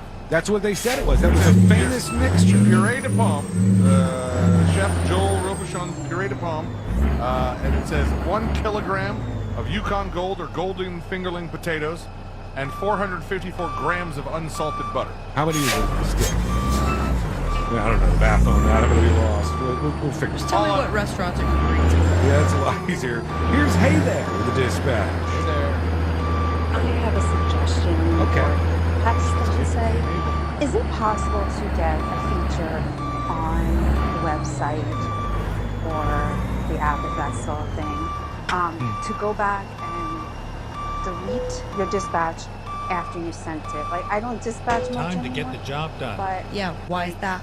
and like the last one that I left, I said anything bad. It was just like, oh, maybe you shouldn't have gotten into this have a good conversation today. So it's just like, is that a possible thing? You know what? Do after you send it. You are not the only one who's asked me that, so I will make it so I can do that. If you ever have something you want removed, you can email me, tips@thenewsjunkie.com. But I'll make that a feature first on the website, and then once all of the website stuff is done, there's a couple more rounds of updates until the site is going to be like 100% done. Then the app is going to be completely rebuilt to match the website. Final Oh, you already did that. No, It's a long. It's on the to-do list, man. Come on. I know I'm doing it. The developers are working on it right now. It's just this kind of stuff takes forever, and it's insanely expensive. I'd like the Get your t-shirts. So yeah, that is something we can absolutely have them build into the website very soon. So you can, if you want to delete some stuff that you've sent in, do that. Because I understand why that might be something you want to do. Here is Tower Crane James with a dispatch. He says the grandson, he said about the one that was on CNN, going after his grandpa who shot that teenager. He says the grandson's a coward too. I'll say something about this grandson there. All right. Big old thing. That man's a coward, just like his grandpa is. And the only reason he's doing that is because he's scared to death that the public is going to come out and say and associate him with his grandpa. Why? Because he's a coward, just like his grandfather is. That's the only reason that guy did that. Nothing more, nothing less. The whole family's full of cowards. Do you know that? Here's the thing. I understand what he's saying. Like, he's saying that if it gets out that your grandpa is the guy who shot this black teenager, it could impact you two people so dumb they think you're somehow responsible because you're related. But he's actively seeking to go out and do interviews on television, and he's been doing this since the beginning. You don't think they've reached out to him? They may have. They may have. I think he had posted a couple of things online at the beginning of this. But if he would have said nothing, like if he wouldn't have posted about it online or done any interviews, nobody would have known who he was. Nobody would have known what his name was. I think it would be more likely that he wanted attention from the case than anything. Or maybe this is how he really feels. Maybe he feels like he wants to be out there vocally in support of the dude his grandpa shot. I don't know. I can't figure that out. Are we seeing people that are supporting this old man? I haven't seen any, but I would be blown away if there wasn't at least some. You know how these cases, there's always those people. Yeah. Like, you could have a cop pull over somebody and walk up to the front of the cop, walk up to the front of the person's car that they pulled over, put the gun to their temple, and blow their heads off. And somebody would be like, well, they should have followed all the rules. And you go, play stupid games, win stupid prizes. And you go, man, what a cuck take this is. But people actually believe that. So I'm sure there's, like, somebody who is defending this guy. I have not seen many, though. I can't think of a single even online post I've seen and that in support. poor boy. Yeah, thank God he's alive. I mean, good But God. he has a lifetime of trauma attached to this. Yeah, and they're going to go after this guy hard, and the charges are already against him, so this thing's rolling down the pipeline now. We got to take a quick break here, right? Somebody sent in a dispatch song for you, Sabrina. We'll play that in a little bit. That's exciting. There's a bunch of other people that want to chime in on different things, and a man in San Francisco decides to do 3 bizarre things in a row. What were they? You're going to find out, because that's coming up next on the News Junkie.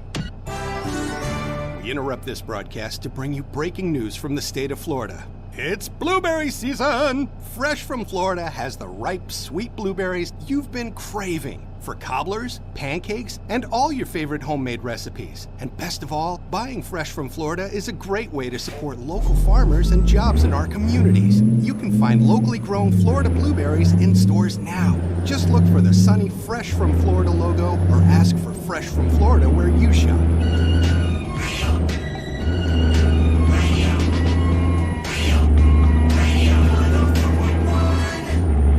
Join the show. Send your dispatch now at thenewsjunkie.com. This is the News Junkie.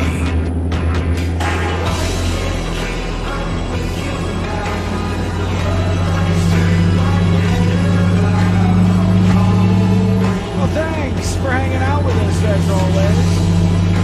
I always get mesmerized by these polls, because I want to see what people are actually thinking out there. And I told you guys before about this company called YouGov. They're one of the big polling outlets out there. YouGov is the only one that I can ever recognize. YouGov is in... You mentioned one earlier this week that was the first I'd heard of that. Rasmussen, I think, maybe? Yeah. There's I've heard you talk about Rasmussen before. There was something else, I thought. There's Polestar. There's a bunch of really big outlets that do this stuff, that specialize in the polling side of things. But YouGov did a poll, and they do these like really generic polls. Like I told you, they did the poll where they said, is tomato soup a food or a drink? And I'm going, what the hell? Like, just out of things to ask people, what's going on? Yeah. And this one was, do you prefer going out or staying in? And only 22% of people answered that going out was their preference. 65% said staying in. And I thought to myself, do you think that's changed since the pandemic? And I wonder because I'm more surprised that when they break it down by age, 18 to 24, 25% go out. Yeah. So only 3% change, 60% stay in. And then 25 to 49, which is where we all lie. Yeah. How dare you? 22% going out, 66 staying in. I mean, if I was... But I also want to know what, are they living alone? Do they have roommates? This is 2,933 adults. That's what we know about them. 2,933 Great Britain adults that they have. And is going out just nighttime? Or They just is asked that- him this question. It says just, do you prefer going out or staying in? I think when I was between 18 and 24, like everybody I knew would have said, hell yeah, going out. Let's go do something. But if you've got people between 18 and 24, only 1 out of 4 of them cares about going out, and 60% are like, hell no, I prefer actually staying in. I don't know what that means.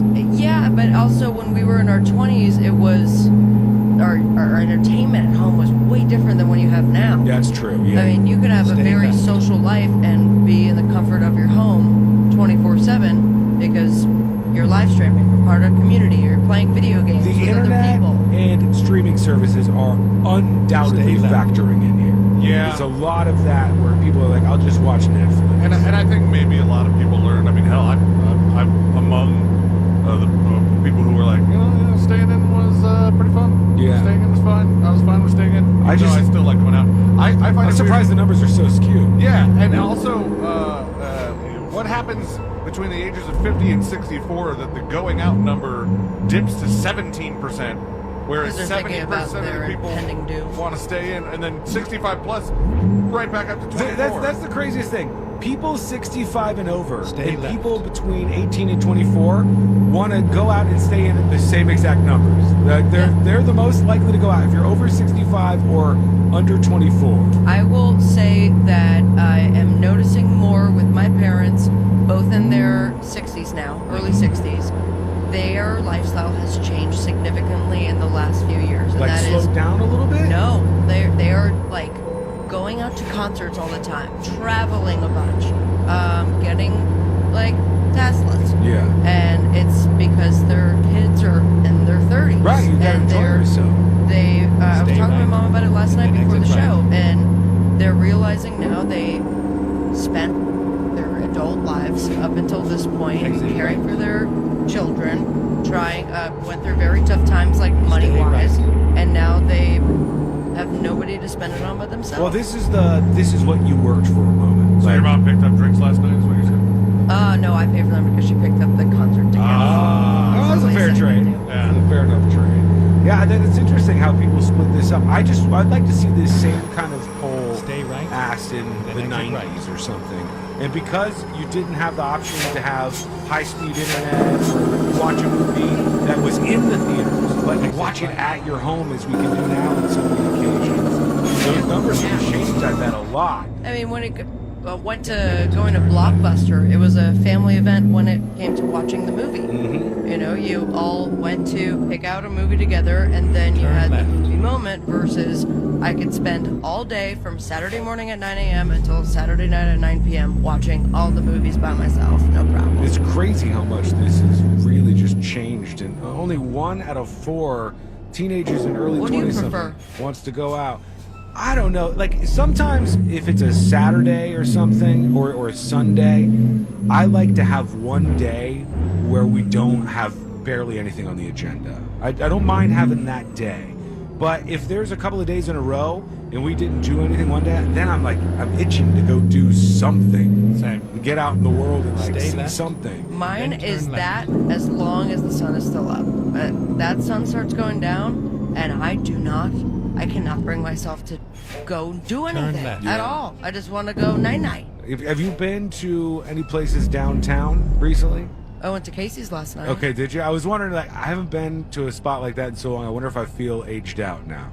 I wonder if I would go and be like, yeah, I can't do this anymore. It depends. Like, if I'm running into people that I know, then I can swing it. But if it'll turn very quickly amongst, like, young people, like, way younger than me. Like another They're drink! All dressed up really nice, and I'm still wearing, like, a crappy t-shirt, my hat. And I thought I wouldn't be around anybody. At least you're out there in the world, though. A lot of people, according to this poll, not going to do that. We got some dispatches to work in. I could do 2 or 3 here, and then we'll do the rest as we do final dispatches. First up, here is Roman. He says he has a response to the guy who was calling the grandson of the shooter in Kansas City a coward. Hey, junkies. Hey, look, that guy was all like, oh man, he's a coward. Well, yeah, you never lived in a small town where some of your family did something really freaking stupid, and then the rest of the town's looking at you like you're the one that gave birth to them, and you didn't. So, yeah, kind of back off on that kind of thing. A lot of people on the internet these days are really damn stupid.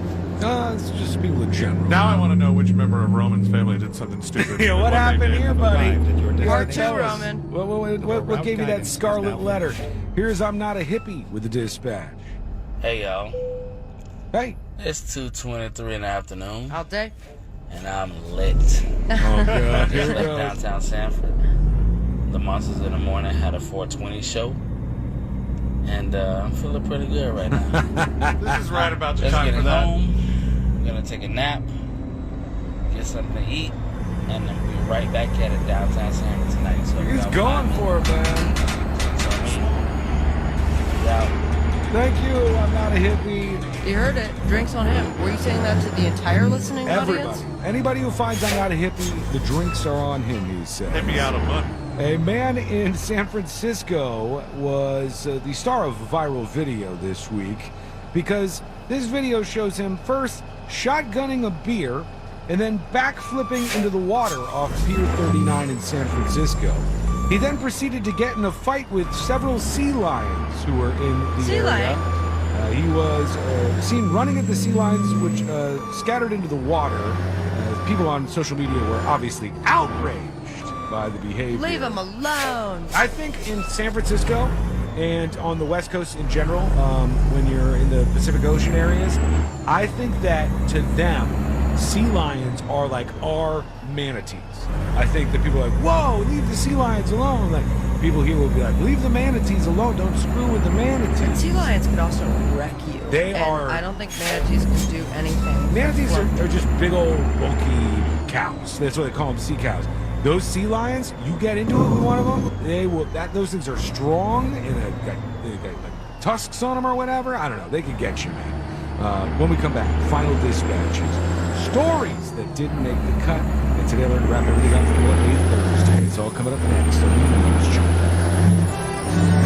Junkie. Interrupt this broadcast to bring you breaking news from the state of Florida. It's blueberry season!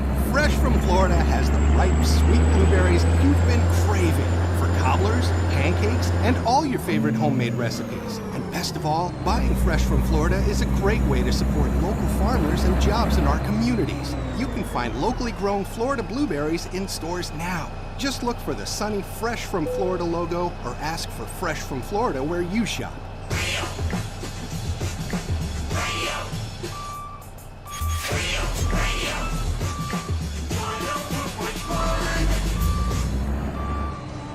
Because you're never too old to learn something stupid. This is the News Junkie.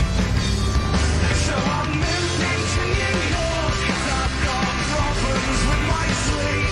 We're not the same and I will... Final dispatches, stories that didn't make the cut, and today I wanted to wrap everything up for a Thursday. Wait up. You want to hit it now?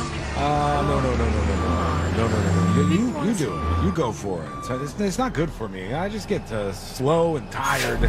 Aren't you about to watch 420. YouTube for an hour? No, I'm about to. I have a whole process after the show. I take about 15 minutes to myself, and I read a couple of things that I've been waiting to read. I do this every day, and Right then in your diary. then I watch usually like one YouTube video with Courtney, and then I go in my office and I get whatever work I have to get done, and I keep going from there. But I take just a little break afterwards, and I'm not going to ruin it by being stoned out of my mind just because it's 4:20 right now. I'm going to go another direction. You apparently have decided. You apparently have decided what you're going to do for 420 Blaze Up. 420. And I'm going tonight to another concert. I'm just on a concert. Concert streak. crazy right now. A woman about town. This one is the one that has made me feel the most old. Really? Because it is the 20th anniversary of Copeland's album Beneath the Medicine Tree. Yeah, I know the name, but I just really can't. I pin it to loved anything. them in high school. Is it I emo? love them. It's I mean, Metal? No, it's emo. It's song singing, songwriting. Yeah. But I felt very excited because I'm like, I know all these words and I don't have to spend the week prior trying to memorize the new songs. This is just the 20th anniversary of a CD record. that I absolutely loved growing up. We're That's going to do cool. Fanfare for the Common Man. I'm sorry? Do you know that one? Appalachian Spring Man? Nope. That's See, not the I don't, same. I don't know any of this. Yeah, I'm so sorry. I thought they were a Christian band for a hot second. Real quick, before we work in a couple final dispatches, including the one that's a song for Sabrina. This is AI Oasis. They call it AIasis. And even the guys in Oasis are big fans of this. I haven't heard it yet, but let's see what we got here. It's an entire album. Not fans of each other. No, but they are fans of the AI versions of themselves, I guess.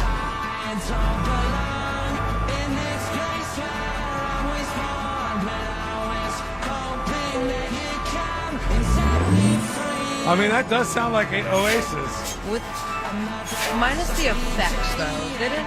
Were they? It's a little bit robotic. Yeah.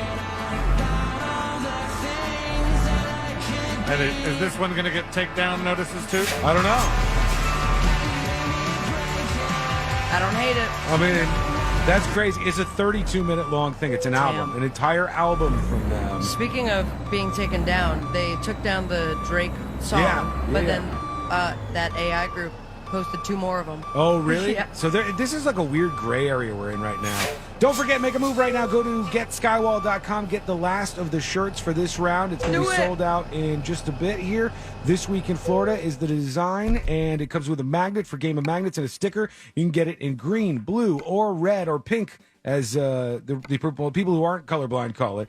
Those are all available at getskywall.com, but there's only about 70 left, I think. There's about 70 of those left, and it'll be gone at some point here in the next 24 hours. So getskywall.com. All right, let's just do the dispatch, I promise, so I can pay that off. This one is from Brovilla. It says, this song's for you, Sabrina.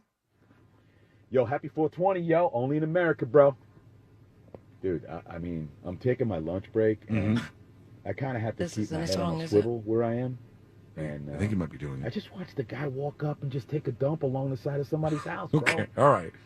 Is there a song? Man, I can tell you that right now. This song's for you. Yo, what's up, Sabrina?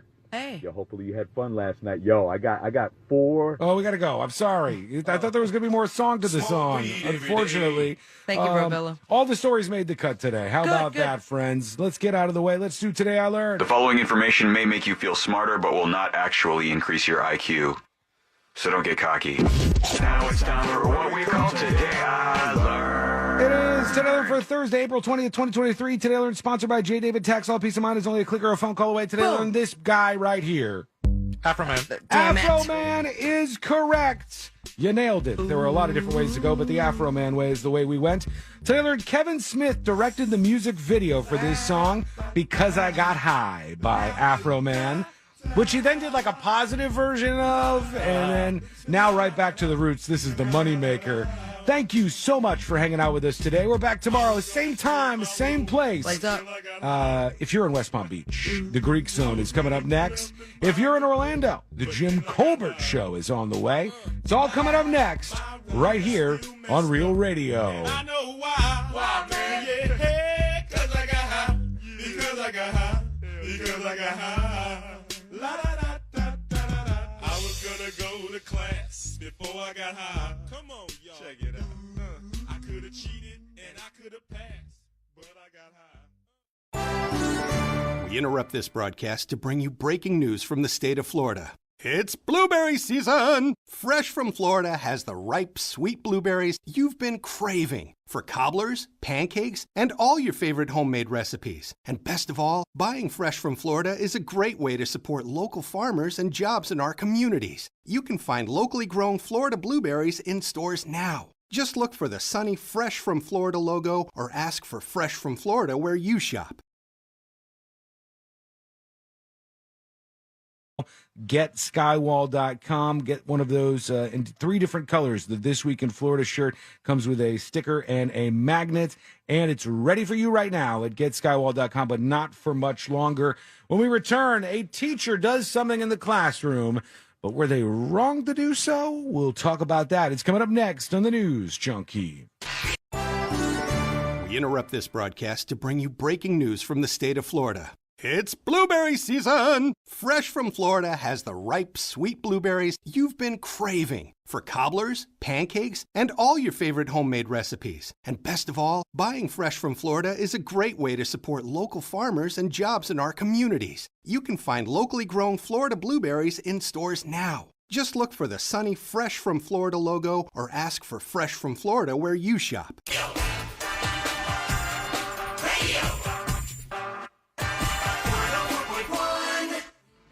Join in on the chaos. We eagerly await your dispatch. This is the News Junkie.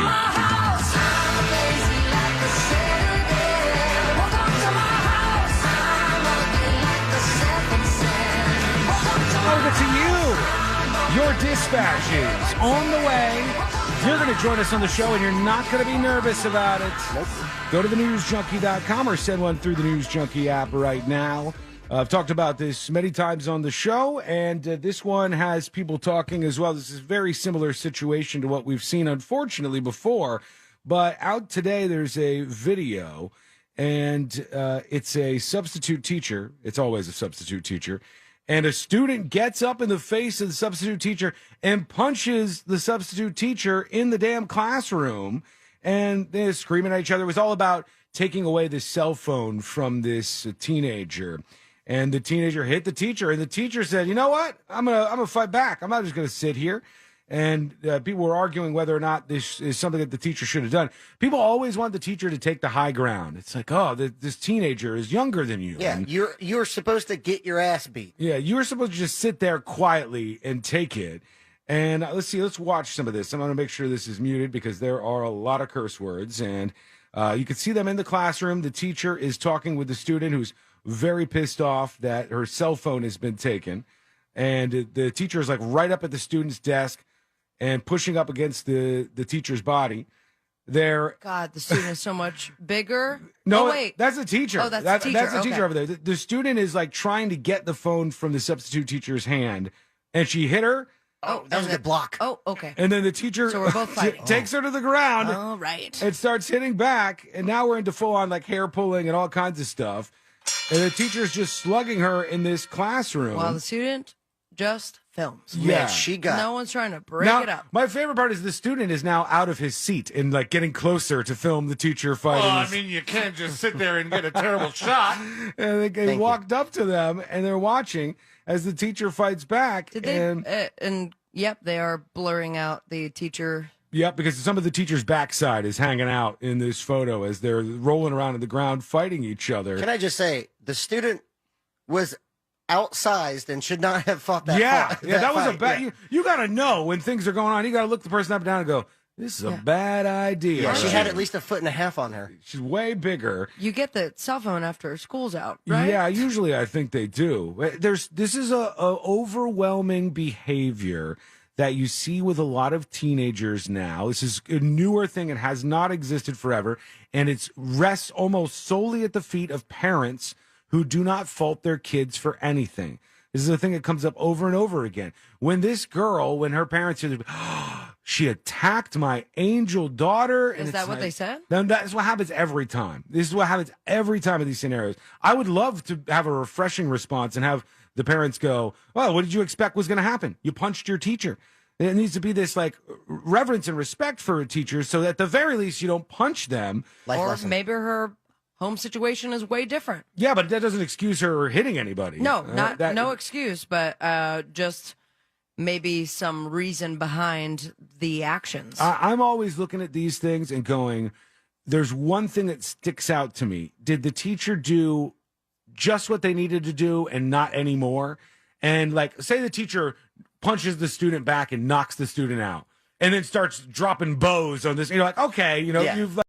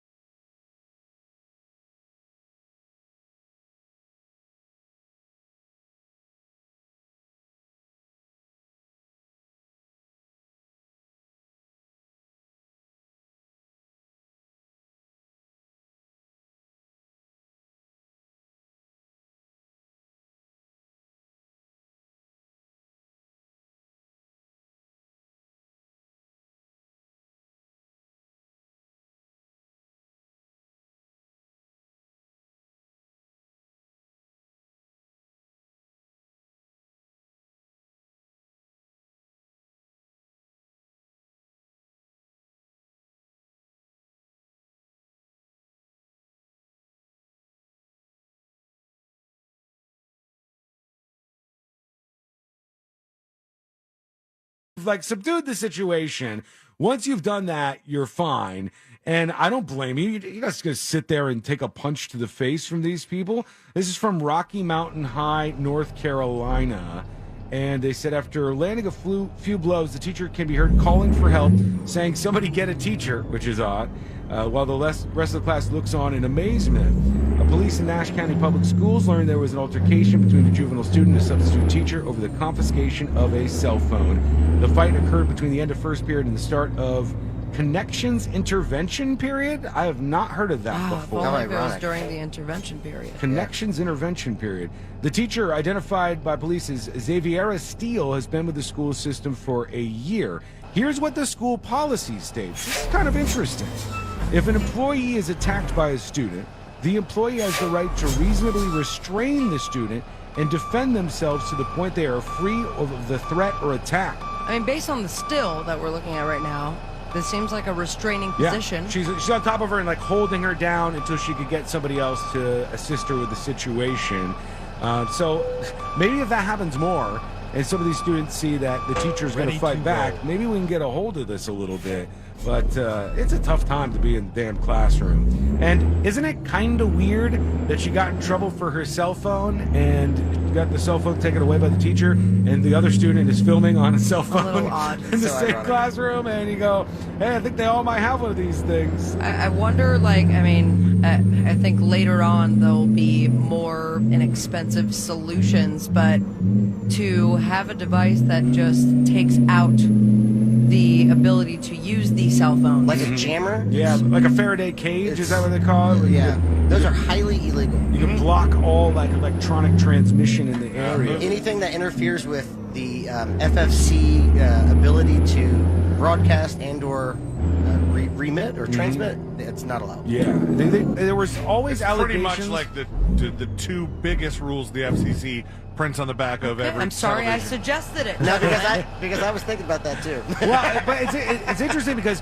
people long suggested that movie theaters were secretly building and high schools. Yeah, because they didn't want it to function with it. But if the high school built a Faraday cage around the school that made it so the cell phones didn't work, if there was a school shooting or something, people would be like, "Oh my God, you made this so much worse." And now wait, riddle me this, Fritz. Would the Faraday cage, if it was not an electronic device, but it still interfered with electronic devices, be illegal? Or is it only if you had, like, they used to say that the schools or the movie theaters were going to install, like, cell phone jammers. Yeah, like something that you plug in with a big antenna on it and just screws everybody's cell phone. And they're real. You could buy them. Yeah. Yeah. Well, I mean, you can buy them, but they will caution that these are illegal. Yeah. You shouldn't have this. A lot of times they'll say it's for another use. Yep. They'll be like, "This is what this is supposed to be, or scaring birds away from your crops," or something. Whatever excuse they have. Yeah, or if you're doing it in your own home, that's fine. But in a public place, public school, it's not just school. It's a public school. Yeah, it's a problem that they're facing for sure. But you know what? Let's ask them. The drunken mailman on Twitch says, "How about teachers start wearing body cams?" Well, they've had talk about putting microphones and cameras in all the classrooms in some of these schools. Is it going to stop this, No, though? what you have to stop is the cultural issues that lead to this happening. You have to stop it before it gets to the classroom. Everybody kind of looks at it backwards, like, well, if we put the teacher in a cage at the front of the classroom, the students won't be able to attack them. It's like, that's not fixing the problem that's causing all this stuff. These are cultural issues that need to be fixed, and we need to reinstill, like, at least I hate to do this, but I don't want to back in my day, but seriously, when I was going to school, you were supposed to respect the teacher. Yeah. And even though I didn't always, I'm not going to lie to you, I try to be honest, but at least most times I would think about that, and I would say, this is the teacher, I should give them some respect. When you say you didn't always, like, were you disrespectful to the teacher? Yeah, to substitutes like this, but I would not fight them. What I'm saying is, though, like, you said you're always supposed to respect the teacher, and they were like, I had situations where there were teachers that I didn't have very much respect for, but I didn't act on it necessarily. No, just took a nap in class. Yeah. Now, you say that, though, and it seems like just kind of a general statement. Are there any suggestions to get back to that respecting of teachers. No, I think it's honestly a cultural issue where we have a lot of younger people who are expecting respect immediately, not earned respect, but they believe they deserve respect from everyone else around them, regardless of who they are.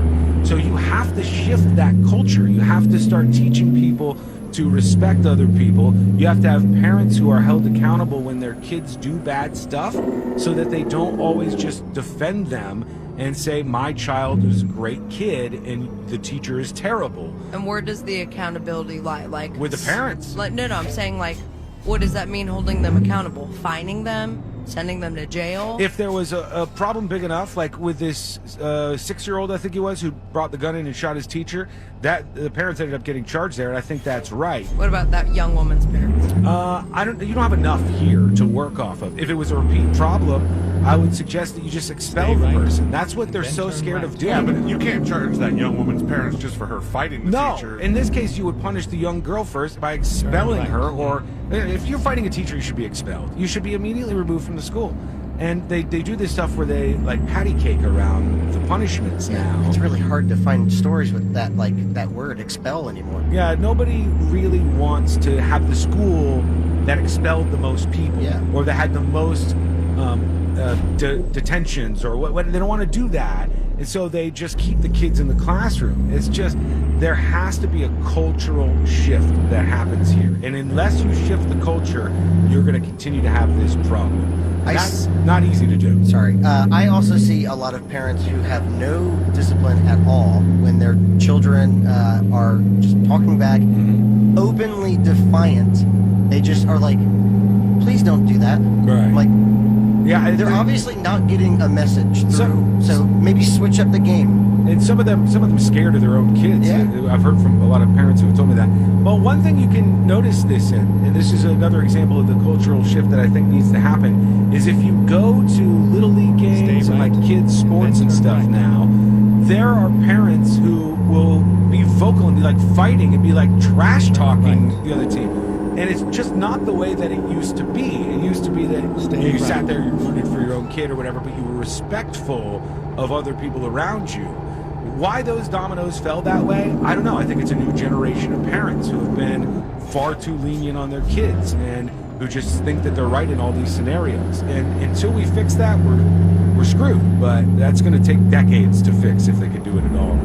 We got a lot of you chiming in about this and various other things.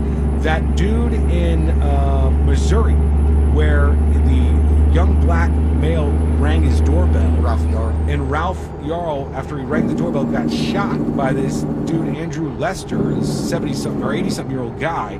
He turned himself in yesterday. A couple more details have come out about this story, and his mugshot is something to behold. That's all coming up next on the News Junkie. What a day to be a Florida tomato. Sunny, warm, and expected afternoon showers. I am feeling so fine. You say tomato, I say, what the? Florida tomatoes. They're ripe for the picking. So look for fresh from Florida tomatoes where you shop and support our state. See more seasonal produce at followfreshfromflorida.com.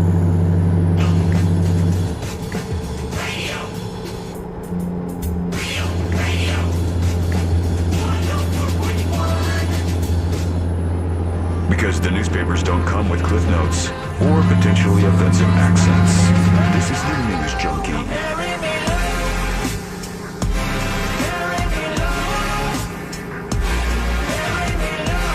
Jury duty in just a moment. Don't forget, go get your shirt now while you can before that window closes at getskywall.com. We'll get them all printed up and shipped to you so you can have your This Weekend Florida shirt in whatever color you got. The blue and green design's pulling away from the pink, so let's see if pink can fight back a little bit today. Oh, I need one of those pink shirts. I think it looks good on that pink color, actually. I don't have a pink in my shirt rotation. I don't think. I do. I don't think that I have one at all. But I don't know if I do either. And with the right design, I would wear a pink shirt, and I think this one works that way. Oh, you're gonna wear it? Yeah, I would, but I'm not gonna wear our shirt. That's a love situation. I wouldn't do that. I feel weird about that. But everybody else should go to getskywall.com. Getskywall.com. Somebody on Facebook yesterday said, half of my wardrobe is now News Junkie shirts. Saw that. I said, that's the plan, man. That's what we're trying to do. That's why it's not obvious that it's not huge, giant logo over all the shirts. People just think you're wearing a bunch of shirts with designs on them. And this is much of the same. So check it out. Go to getskywall.com. A lot of people talking about the situation in this school with the the teacher was not a substitute teacher, right? I think in that story, who ended up fighting with the students, and there's a lot of dispatches on that, which we'll get to momentarily. But first, let's do jury duty. Court is now in session, so put your phone down and pay attention before we call the bailiff over to whip your ass. You're now on jury duty with the News Junkie. Jury duty brought to you by the one, the only, Mo DeWitt of the DeWitt Law Firm. His number is easy to remember, and that is by design. It's 866-CALL-MO. 866-CALL-MOE. Or you go to the website, justcallmo.com. After an accident, you have lots of options, many different ways that you can reach out to different attorneys, maybe ones that are on all of those different billboards around town. But what you really need is an attorney that's going to listen to you, that's going to hear your case, and not just try to settle as fast as they can, but really try to get you what you deserve. That's Mo. 866-CALL-MO. Saw somebody tag me on Facebook. They were like, I'm calling Mo in the morning. They said, my daughter got in an accident last night. Oh, these are the moves you make. This is a smart one. 866-CALL-MO. The AP has a headline today that I just answer with the word no, but they asked it anyways. They said, can a doorbell ring justify a stand your ground shooting? No, I don't think so. And I think courts are going to agree. Andrew Lester is the 84-year-old dude who shot this young black guy who dared to ring the wrong doorbell. He adds in some details, which I don't think do anything to help him out. He said when he heard the doorbell ring just a little before 10 p.m., he got up, grabbed the gun, and then went to check it out. A little bit of time has passed. He claims that he saw a black male appearing to pull the handle of the front door at the time. He didn't say anything. He didn't ask any questions. He just fired right into his head. It went right above his eyeball. This is... Did he open the door? He fired through the glass portion of the door, I guess. And he's like, I was just so scared. He's like, well, why were you scared of just the person at the door? Mind you, 16-year-old Ralph Yarl, who is alive, despite the Washington Post saying that he was dead in a couple of their stories. Not only is he alive, he's already at a hospital, and he says, it is not true. I did not even grab the door handle. All I did was ring the damn doorbell. And this guy fired the gun on me. His mugshot has been released. Looks kind of like what I was expecting. I mean, very old man Magooey. And get off my lawn. Yeah, looks like he took the time to dye his hair jet black. He is in a lot of trouble right now. This guy. Charges have been filed against him, and he turned himself in yesterday.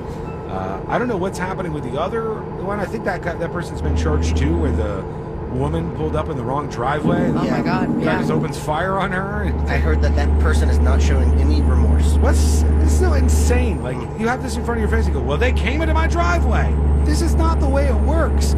If you feel like your life is in danger, and it can't be like you're just insane and you think everything is putting your life in danger, like somebody just walking by you is putting your life in danger. If your life is legitimately in danger, if somebody is going to hit you or shoot you or stab you, you can defend yourself. And there's castle doctrine, stand your doctrine, all these things to do this. And none of these things, and no laws, as far as I know, suggest that if somebody just steps on your property, you can shoot them in the face. It's not a thing. You can't do that. What if you erect a sign that says trespassers will be shot? I'd say run it by Mo, but I don't think you can do that. I don't think you can shoot somebody just for trespassing. I think that person needs to place a threat on your life, and then you can fire back or fire at them. Yeah. I mean, put this case in front of a jury and say that you think your life was threatened after seeing someone pull into your driveway without any sort of, like, malice to it. I mean, you could tell if someone's trying to run their car into your house because they run their car into your house. Right. This is the crime of existing near you. That's what they had going on. And the kid in this case, this 16-year-old Ralph Yarl, this teenager honor student and all that stuff, It's so insane that there was 2 streets with almost the same name right next to each other. One was an avenue and one was like a parkway or something. Orlando has so many examples. And you could easily mix that up, and then next thing you know, you're ringing the doorbell to get your brothers to pick them up, and some lunatic is shooting you in the face. And whether he's 25 or whether the guy who did it is in his 80s, like this 84-year-old is, I don't care. To me, I would have pushed further with attempted murder, but they didn't. They said the charge that they used against him is the best charge that has the most potential penalty for him. Even more attempted so. murder would mean like Never mind. He intended I'll to find kill a new this person. route. Yes. But shooting in the head kind of gives me the vibe of wanting to kill somebody. They said that the charge that they hit him with is actually worse. It actually has a bigger For the potential penalty. sentencing. Yes. He for could spend the rest of his life behind bars. Right, and even a short sentence would do that for this guy. You could argue that if you were firing through a glass portion of the door, which may be decorative and not fully transparent, that you don't know you were shooting him in the head. Yeah, and he also has he bailed out, or he posted bond, so he's out and back to his house. Wouldn't shock me if this guy didn't live until the trial. Would not shock me if that Are you went saying in that like direction. Epstein style? Or is that because he's so old? I'm saying this guy is now looking at himself at 84 years old. The entire country hates his guts and wants him dead. And he's screwed. He's never going to win this court case. His best bet would be to stretch it out so he can like live a little longer. But is he going to want to say, I'm going to finalize my years in prison? I don't know. This is a guy to watch while he's on bond, for sure. Just putting that out there. When we come back, we will get to more of your comments. Plus, that John Fetterman politician is a very interesting and strange man to watch. But he's back at work, and now he's got a new video that he wants to share with everybody. What's he saying? Share that with you next. It's coming up next on the News Junkie.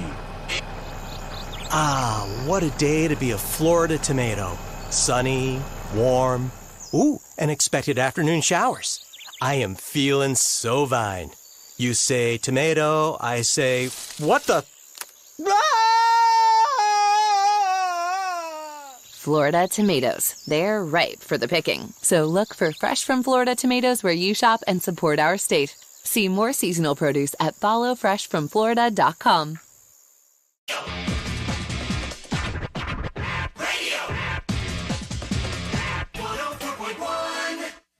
Three best friends diving into the deep end of internet culture. This is the News Junkie.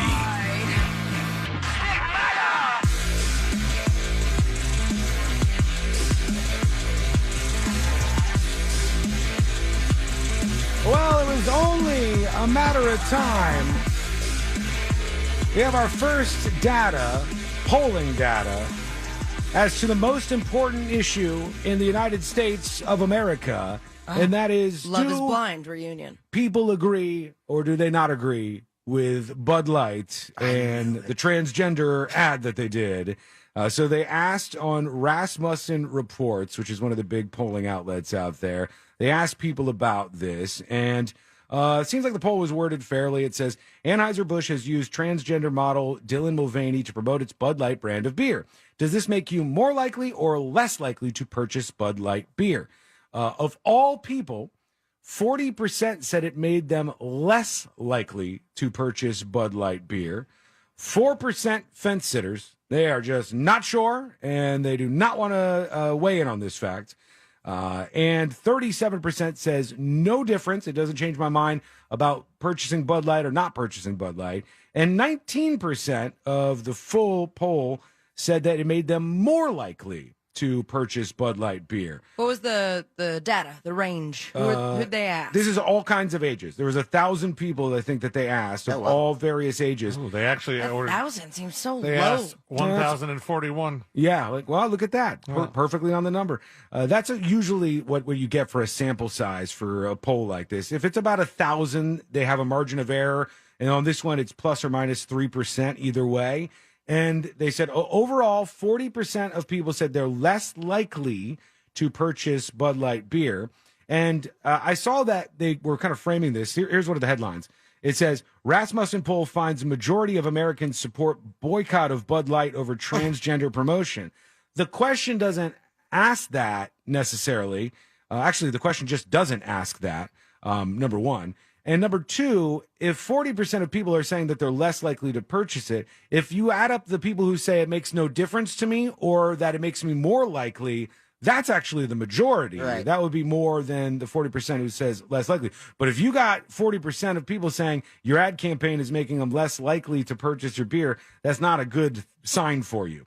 If you go to the ages, 18 to 39-year-olds, 33% of them, so 1 out of 3 of 18 to 39-year-olds said it would make me more likely to purchase Bud Light. 26% said less likely. 40 to 64-year-olds, only 12% were more likely to purchase Bud Light after this controversial ad. 53% said they were less likely. So that's a majority if you take that. And then 65 and up, it's not very surprising. Only 6% of people 65 and up said it makes them more likely to purchase Bud Light beer. 42% say less likely. So not well received, especially with the old heads. They weren't huge fans of that Old ad Heads. campaign. Great band name. And now we'll just have to wait because the story seems to have petered out at this point. One Instagram story leads to all of this and all the fallout for Bud Light that they probably just want to go away. And also, it makes me realize that Dylan, is it Mulvaney? Mm-hmm, yeah. Actually is an influencer. Well, it did make some waves. Yeah. There's no doubt about that. There's a lot of people that start talking about this.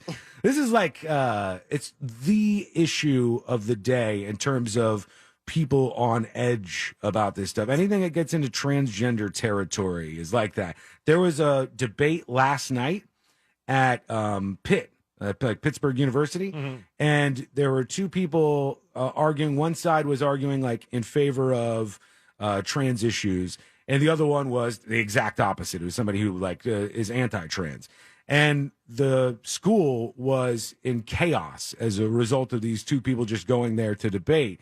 It's one of those things that just like gets everybody into crazy town, and they were like throwing smoke bombs and lighting effigies of people outside. It's like, oh my God, man. I guess I'm more comfortable with disagreeing with people than a lot of other people tend to be, especially on super controversial issues. That, if we could openly talk about them, would be super interesting to explore. Yeah, right. But that doesn't happen because everybody's just locked and loaded on whatever they think. And it's like this insane radical position or this insane radical position. Most people don't agree with either one of those, but it's just thrust on you and force-fed down your throat, whether you like it or not. Meanwhile, Fetterman. I wonder if they had made that post on a different day.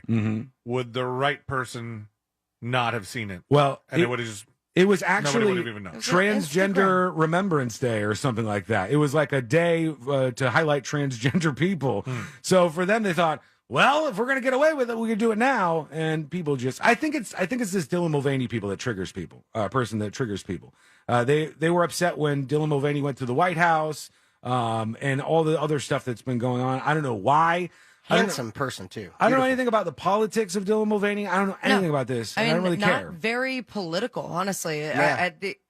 Has always popped up on my FYP, especially when she started her transition. And it was, I think, the openness of it that she gained her popularity. And then you saw, like, the more followers, the more views, the bigger names of her interviews. And if you, like, only if you're on TikTok that you would know who Dylan was. Yeah. But then Bud Light gets involved, and that's where IG comes in. It's like, hey, we're here a year later, and that's what started the whole controversy. Had it stayed on TikTok, it probably would not be what it is right now. Right. It only takes a couple of people to get mad, and then when the company buckles a little bit, they're like, blood in the water. And now, this was the whole intent, by the way, with Disney and DeSantis. This is what he wanted to do. He's like, let me go after one company, and I'll scare the other companies into stopping with lurching to the left with their politics and all these corporations becoming more political in one direction mostly.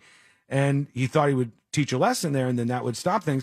And I don't know, you might be able to argue that that has happened. It's hard to say. I think everyone's involved in politics at this point, where you can say, I keep it all separate, but the truth of the matter is, in this day and age, in 2023, everyone's still involved in it. Well, in the case of, let's use an example here. DeSantis also did this with the drag stuff because he went after specifically a venue here locally that held this drag show that some children attended, And he wanted to do that so that all the other venues would see what happens to you if you throw one of these events, because he wanted to stop this shift from going on. And I think that's what's kind of happening here. They're saying, oh, this is a person who we view has an ideology that we think is out of touch with Americans or whatever, and we're going to make an example and scare the company who advertised with this person. And then nobody else is going to do this anymore. I don't know that that's going to happen. I don't know. To be honest with you, I got a message from a listener, and I'm not going to say their name, but went to a local place, and next door was having a very popular drag brunch, and the restaurant next door would not allow their teenager to go in because they were scared they would be shut down. Oh yeah. I've heard of it. I heard Bungalower talking about this on Bungalower in the Bus. They were mentioning this the other day because I guess he does some drag stuff, and he said they have like notices at the door. Which is insane, man. You have to be over this age because this is adult content, and it was interesting. But adult content is now just men in drag, regardless of what they say. We fundamentally disagree on this, but a lot of it is adult content. He even said in the moment, he was like, I was about to make some jokes. He had a... Wouldn't you say that our show has adult content too, Yeah, then? I would say the show's not for kids, too. But he was saying he was just about to get into one of his bits that he does for his bingo, which is called Name That Bulge, where they put a bulge up on the screen, and then you have to name whose bulge it is. I mean, I want to play. I remember Hamburger Mary bingo. Yeah. Anytime an O number was called, I think everybody had to make orgasm noises. Yeah, so, I mean, look, you could argue that a million ways over, but right now... this thing, I think, hopefully is out of gas because enough people have gotten upset about something that didn't really need to be a big deal. Fetterman, John Fetterman. This is the guy who was very bizarre in his campaign and some of the interviews that he gave, the ones that he did give. He would have teleprompters and stuff, and he had a stroke, and it seems like he's not fantastic at being able to communicate right now. Then he checked himself into a mental health facility because he said he was struggling with a bunch of things there. Now he's back at work, and he's making some videos to address things that happened while he was gone. And he says he needs to address the rumor that he's actually been replaced by a body double. And he says this is not true. There is no body double, but he... Are people saying that they think Fetterman's a body double because he's been very concise and clear in his speech? No. And making total sense? No, they say he looks different, and they have like one photo that they compare to an older photo, and they go, look, this is not the same person right now. He's aged. And they said that this guy is a body double. Remember when they thought Paul McCartney was dead and the same thing? They were like comparing the photos. Yeah, Avril Lavigne has that too. And there's a couple other celebrities that end up where they go, at this point in their career, they secretly swapped them out for another person, and now they didn't tell anybody about this. Wait, who actually did do that? Because there was somebody... Wait, Akon. Oh, yeah, Akon's brother, and I don't think Akon was fully aware that his brother was doing his own separate gigs, calling himself Akon. You're saying somebody that actually replaced themselves? I thought there was somebody that had a twin that, in some cases, knowingly sent their twin out to do their show, knowing that and it wasn't them. And I remember asking, I don't know if we asked Moses or if we just said we were going to, whether people who had tickets and went and attended that show could sue now that they know that they did not get what they paid for. It wasn't the real person. Yeah, Could be. There was a story about him, and then the other one that's kind of famous. This is not exactly the same, but Tom Hanks, his brother, is the one who does the voice for all like the toys that have Woody from Toy Story. There's a snake in my boot. Yeah, and he sounds like really close to him. Yeah. But not exactly the same. But Fetterman says he's not a bodybuilder. Hey, everybody, it's me, Senator John Fetterman, and I just want you to know that I'm back and I'm feeling great, 100%.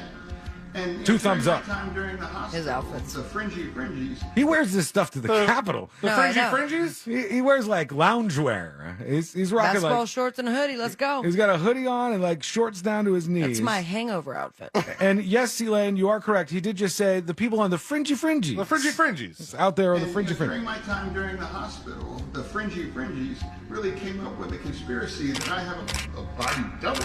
Okay. And I just want you to know Unnecessary. that it's just crazy. That's not true. And dude, John, what event am I supposed to be doing this afternoon? Dude, really? Just the two of us. Good God. So funny. Oh, man. Fetterman. You see what I mean?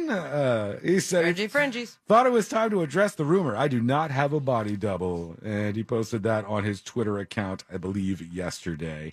Let's see here. Let's work in some of your comments, your dispatches. And we got a bunch coming in here. Here is Bruise Traveler talking about the Bud Light issues. Hey guys, so I've had an issue with Bud Light for a long time, and it's mainly because people willingly bought it and drank it, and swill. Damn, what are you doing to yourselves? And then the other thing was the guy earlier today saying how he didn't want to support Anheuser-Busch in this bar that I was at when he was offered a Bud Light. So he ordered a Michelob Ultra. Got him. Yeah. Same place. Yeah, you Good gotta. job doing your research. I've said this a million times, but you have to realize if you want to have morals like that and attach them to all the commerce that you engage in, it's impossible. It's just impossible. Just water from the tap. You're gonna not have any company to go to. All the companies are going to then let you down eventually and be like, I can't use it. It's just impossible. Eat the things you like, enjoy the things you like. And if you are against what a company is doing politically, try to sway the country or your community or the political debate in your direction. But this whole thing is really, really stupid. Somebody said, maybe this is it, C-Lane. I'm the PC on Discord said, Salt Bae has a body double at every restaurant. No. I mean, he probably does. Like the white he looks shirt. body double-y. Yeah. Though. I Like, wouldn't know if it was really easy him. It's the glasses, Well- tight black shirt. Also, how many times have you heard Salt Bae talk? Never. I'm going with a big-ass 0. Yeah, I've never heard his voice. I just know he has the fluffy. I feel like he sounds like this. You want some salt in your steak? He has the fluffy shirt, and he has the glasses, and he has like the long hair. He's easy. He's a handsome man. You could put a dupe in Put some for him glasses anyway. on him, yeah. And people wouldn't know. They'd be like, "What? That's him? Oh my god!" They thought that guy was Drake for a while. That dude just looked like Drake walking and around he Miami. really did not look like Drake. And then we had Ed Sheeran on tour, and there was a guy who looks, just like Ed Sheeran, minus the cock eyes. Yeah. And went throughout the concert and had people swarming him, taking pictures with him, thinking it was Ed Sheeran. Oh, remember when that happened to Lady Gaga? With the drag queen. Uh-oh, To bring it trigger full word. circle, the drag queen walked through backstage, and people were like, "Oh, it's Lady Gaga." He's like, I'm a drag queen. Are you going to attempt to try to finagle your way backstage for Janet Jackson tonight? Excuse me. What does that even mean? Have I Everybody ever tried tries to this. finagle? No, people do this. They try to get backstage. They try to come up with No, reasons. But I will say out loud right now, if there's any fan of the show that works at Amway and wants to hit me up, it's just me and my mom. Yeah, if you want to lose your job. And my birthday is on Tuesday. Would you like to hang out with Janet Jackson? Would I like to hang out with Janet What would Jackson? you say to her if you were hanging out with her? So what's your brother like? I wouldn't lead with that. I don't know. Honestly, I would Should've been be talking about really Tito. chill. I would be like, "Hi, I'm Sabrina. What's your name?" And she will feel like a normal person again for a Do second. you think that you can have a comfortable conversation with somebody as famous as Janet Jackson? Yes, I could. 'Cause she's famous. Truly, I could. I think that I'm charming enough to be chill about it. Now, Afterwards, when she leaves, though, you're I'll like, throw up on myself. I'll throw up on myself, pass out, and then write about it later. But a dear friend of mine apparently was her bartender last night Yeah. for 3 hours, or That's like 2 nights crazy. ago or something, and was being real chill about it. So I'm very excited. Like, my mom and I have been talking about this concert since February. It's our first just her and I bonding That's nice. experience. So we're gonna get lit. You know what? You just got to be careful if, in fact, you do meet Janet Jackson. Janice. You have to think about all the words that you say before you say them to her. Because it's one of those things where if you meet a celebrity and you go up to him and you say, you just start saying the words that don't make any sense, and then people are like, oh, this person's melting down right now. I mean, I'm But sure. if you get the first sentence across and you hit it, you're good. How are you, Janet? Yeah, very careful. Almost like the character from Schitt's Creek. Like that over pronunciation. I love that character from Schitt's Creek. What's her name? Moira? Yeah, Moira. The Moira lady, like really overdoing all of the Need some enunciation. antibiotics. That way you won't screw things up. Let's do one more real quick. Here is Elite Nub with a dispatch. Sounds to me like that teacher and student didn't know that it's blueberry season. That's Buddy, good. don't hate because we got the big ones coming to advertise on this The show. budget. Blueberries, they're here. Tomatoes. Tomatoes are in town, baby. Corn is here. What's Corn. Who advertises on this show? Corn advertises. That's big money right The there. tomato one, though, sounds like they're being murdered, right? I don't know where these Don't are they all go, coming "Ah!" from. Do they do that? That's a dark way to sell some tomatoes. But Farmers Correct me if I'm farmers wrong. love the news junkie. I'll just say I'm- that. much. if we got big old tomato money going, we only missed out on the pencil deal so I get far. to be salsa. That's what it is, yeah. That's dark, man. I kind of like if it, you can give us the live read opportunities. Hey, I'm Sabrina. Do you love tomatoes? Yeah, we can sell anything. Use my That's how you code. should introduce yourself to Janet. Savvy Tomato. I don't know if that's good. She might I'll be a just little hand her confused. When we come back, we will get to more of your comments. Plus, the Orange County Sheriff's Office finds themselves in a not so great news story today. And this story about a secret recording in Oklahoma, all coming up next on the News Junkie. We interrupt this broadcast to bring you breaking news from the state of Florida. It's blueberry season! Fresh from Florida has the ripe, sweet blueberries you've been craving for cobblers, pancakes, and all your favorite homemade recipes. And best of all, buying fresh from Florida is a great way to support local farmers and jobs in our communities. You can find locally grown Florida blueberries in stores now. Just look for the sunny Fresh from Florida logo or ask for Fresh from Florida where you shop.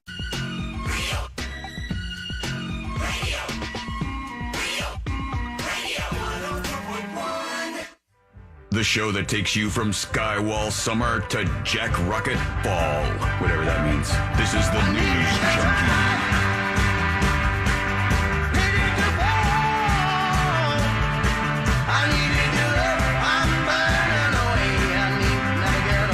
We'll get to you. Your dispatch is coming up in just a moment.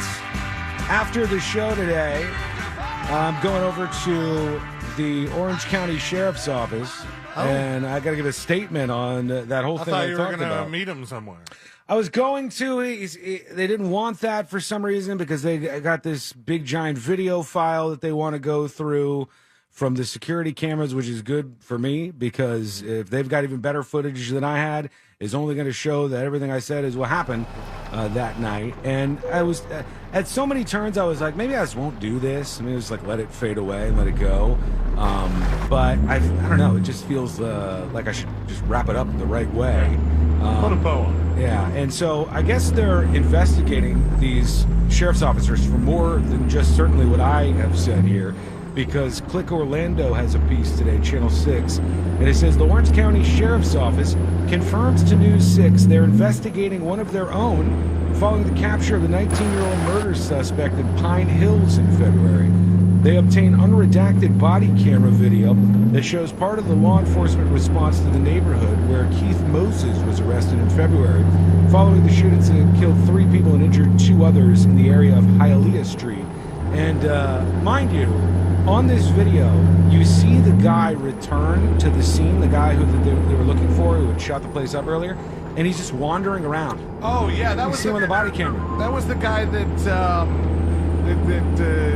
made huge news because the reporter got shot. Yeah, the reporter was like in his car nearby and he got shot. He's got stupid hair. And yeah, his hair is wild looking. It should have been obvious to spot. And he shows up at the scene, and like in different parts of the footage, you see him like put his hands up and start to walk toward him, but they don't like recognize. And then finally somebody goes, "Hey, is that the guy?" It took him 8 minutes. It took him 8 minutes while the guy was walking around to realize, hey, this is the murderer here.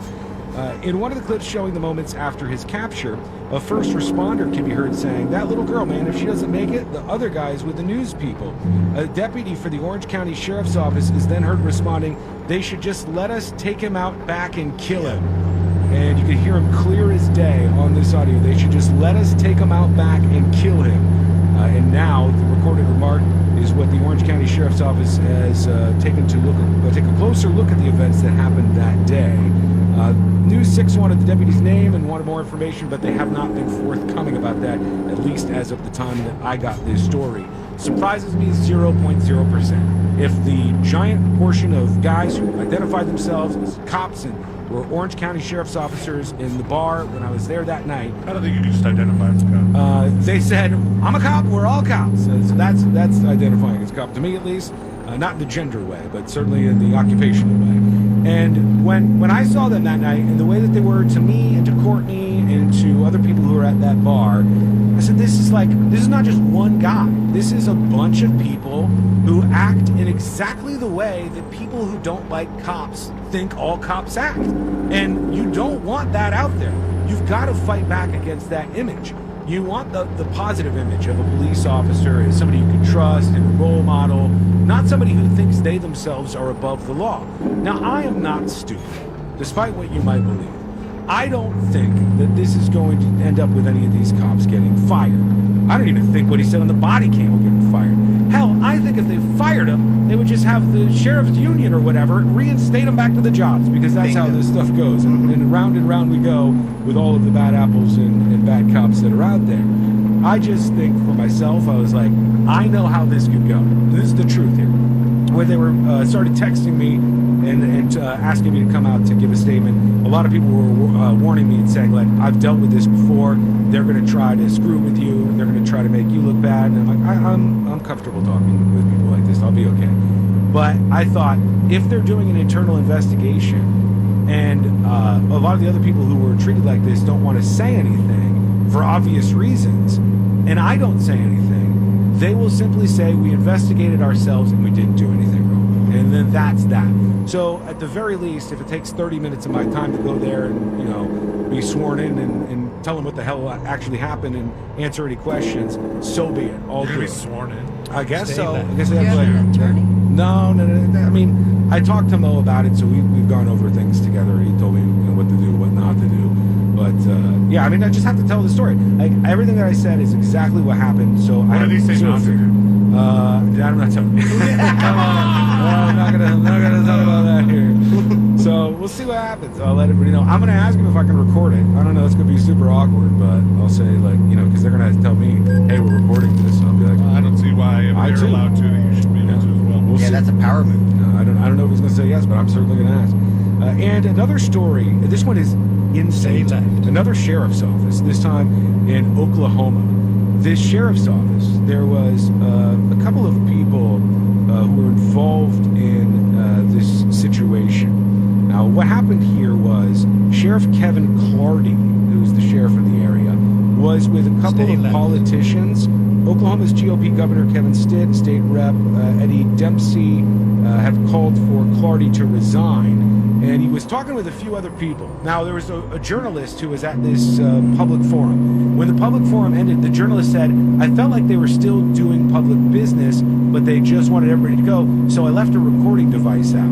On the recording device, he hears really bad stuff. Right. Them talking about how they wish they could, like, slurs and stuff. Yeah, right? yeah, racist stuff. They wish that they could kill different people. Like, insane the amount of stuff that they said. You know what the sheriff's department then said? turn left. They said it was illegal to record that conversation. Turn You left. could not legally, because we're a two-party state, record that conversation. The reporter fired back and he was like, if it's in the public's interest and this is a public forum and you're talking about public business, I damn well sure can record whatever I want to record. And they're standing by this reporter. But can you imagine your sheriff of the town gets caught saying racist and terrible things, violent things about killing people? And your answer has nothing to do with the things he said, and Yeah. everything to do with the fact that it was illegal to record it. Yep, because you're stuck with the unfortunate Meaning situation. I should have been able to say it because I should have had my privacy. Right, yeah, and that to me it's how some of this good old boy stuff works. And also, like, don't cops usually just see if a crime is, like, they're not the ones who decide if it is a crime. They just know that they need to arrest that person because they suspect a crime is being made. So it's not really any of their business to say that that was a crime or was not a crime. No, it's just a very inconvenient thing that they want to turn into a crime and then get that inconvenient thing right out of the way. All right, when we come back, final dispatches, stories that didn't make the cut, and today I'll learn to wrap everything up for a Wednesday. That's coming up next on the News Junkie. We We interrupt this broadcast to bring you breaking news from the state of Florida. It's blueberry season! Fresh from Florida has the ripe, sweet blueberries you've been craving for cobblers, pancakes, and all your favorite homemade recipes. And best of all, buying fresh from Florida is a great way to support local farmers and jobs in our communities. You can find locally grown Florida blueberries in stores now. Just look for the sunny Fresh from Florida logo or ask for Fresh from Florida where you shop.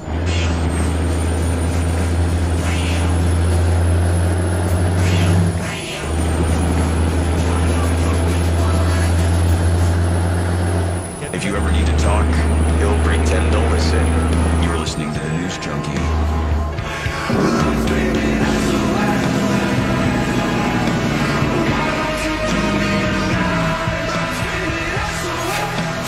Final dispatches. Stories that didn't make the cut. And today I learned to wrap everything up for a Wednesday. Hump day. Thank you for hanging out with us. And thanks for all your orders on the latest design drop. It's over 80% sold out right now. So it's not going to last much longer. was a Maybe nice a little run. bit into tomorrow, but maybe it might just sell out today. And it's a hard cutoff when we hit Make it that our point. fastest selling shirt. Yeah, I would. It's going very fast. And if you haven't seen it, you go to getskywall.com. It's available in green. It's available in blue or pink. They're great, like summer colors.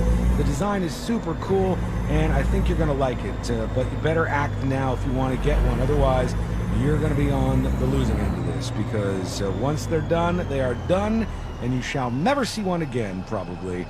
Except for when you run into somebody else wearing one and you could point at each other and say, Yeah, rip cool. it off their chest.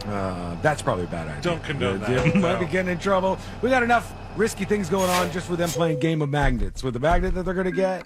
But order your shirt. Go get it now, because over 80% sold out at getskywall.com. Speaking of risk, are we all celebrating tomorrow? Or? 420? I mean, You guys want to blaze up? That's illegal for me. Yeah, I don't have my illegal for license. It's never been Oh, illegal you for me. oh yeah, no, doctor told me I had to.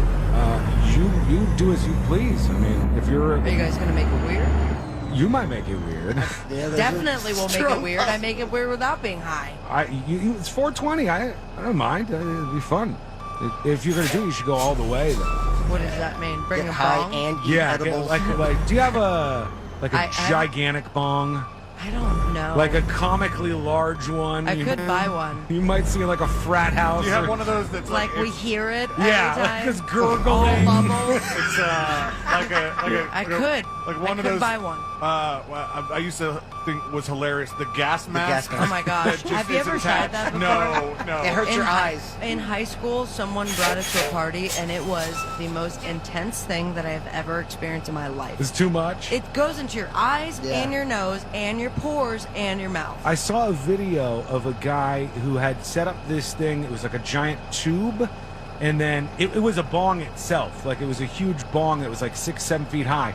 And you stand in the cylinder for the bong, and they light it up, and then you're just... And then you're just completely yeah, encompassed by yeah. it? You disappear, and then you got to Have take you a seen like smoke. the hot box challenge where they attach it to like a vacuum, but on the other end, and it just blows the smoke into the car until you can't see somebody? I don't get it. It becomes That's what a I'm doing to sport. the studio tomorrow. It's going to be a little bit foggy in here if you're watching the stream, but Elvis won't bark at all. he's going to be chill. He's gonna be just sleeping out there trying to eat some food. People yell at me when he comes in here, and I move the camera away from Elvis. But there's a reason for it, Mm-hmm. because Elvis is so dumb that when he looks up and sees that there is a dog on the TV, he does not know that No. it's him. And he's- Aw, sweet chunk. So he just goes up and starts yipping, barking at the dog on the TV. He's more mad at the TV dog than any other real-life dog. If we go around the neighborhood and he sees a real-life dog, nothing, no bark, no nothing. But when he sees himself on TV, Well, maybe the he dummy, wants to be on TV. he thinks he's going to fight somebody or something. Oh, I like Elvis. big old chunky dog. He loves Fritz. Lady took some time to come around to Fritz, but Elvis is like, hey, buddy. Yeah. And then all I have to do now is just look her right in the eye, look lady right in the eye as I'm scratching Elvis, and she goes, I know what you're doing. Get over here. All right, let's get in a final dispatch or two. Here is Douglas with the dispatch. Hey, news junkies. Yeah, Sabrina getting high on the show. You didn't learn. That was a quick Sean. flip. Getting drunk last time. What are you Wiggle, talking wiggle, about? we've never been drunk on this show. No way. It's That's preposterous. bad. Inappropriate. I don't know why you would even suggest that. No way. Let's go to Green Panda. Hey, Sean. So congratulations on your move to go to the sheriff's office to speak out against the officers. Congratulations. I give you props for that. Being a public figure like you are, just another bullet on your back. Hopefully it works out Bullet in on my the proper back. way, but I also agree with you that more than likely they'll just get a slap on the wrist and say, hey, look at that guy on the radio. Anyway, good deal for you, man. Have a great day. Be safe. Thank you, Green Panda. He has an interesting way of talking. I agree, though. All right. Thank you, Fritz, for hanging out with us today. Thank you for having me. come back. Always so awesome to have you, and we'll take as much Fritz as we could possibly get. We're going to do the stories that didn't make the cut very quickly. People who are using that drug Ozempic that we were talking about, the weight loss drug. Well, it's made for diabetics. The one that also but does your it gets rid of not your cravings, but your impulse actions. control. Yeah. So people who are gamblers or all kinds of other things say this is just a miracle for them. But there is a side effect that's popping up. People are saying they're having insane dreams on this stuff. Fully vivid, realistic, insane dreams. Can't shut the brain off for that long. No, and then it comes back to haunt you. What about Ozempic and weed? That would be a mix. Ozempic and Adderall. An ultra runner by the name of Zosa Zarkwensky or something has been disqualified for using a car in the race. This person traveled by car for 2.5 miles, and that's not allowed, as you might guess. And that's good. That's going to have to do it for us. Let's get out of the way. Let's do Today I Learned. The following information may make you feel smarter, but will not actually increase your IQ. So don't get cocky. Now it's time for what we call Today I Learned. It is Today I Learned for a Wednesday, April 19th, 2023. Today I Learned sponsored by J. David Tax Law. Peace of mind is only a click or a phone call away. Today I Learned this guy.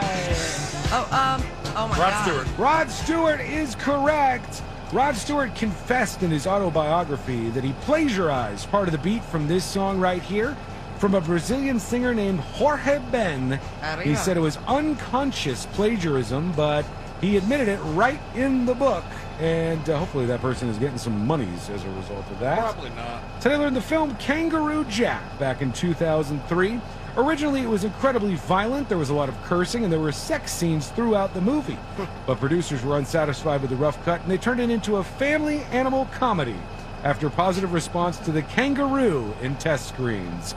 So that went a completely different direction. People love kangaroos. Yeah. Today I Learned in the 19th century, there were professional knocker-uppers. Knocker-uppers, what do you think they did?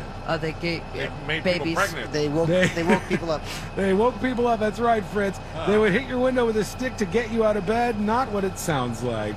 It's And not the job I signed up for. Thought I was Finally. making people pregnant. Today I Learned this band. Wait, Boston. Boston is correct. The band Boston has had 20 different members in their 40-year history. Only one member, Donald Thomas Tom Scholes, has been with the band the entire time. He's been around since 1947, and man, he's been in that band forever. Thank you so much for hanging out with us. We do appreciate it. We're back tomorrow, same time, same place. In West Palm Beach, it's the Greek Zone. In Orlando, it's the Jim Colbert Show. It's on the way, and it's all right here on Real Radio.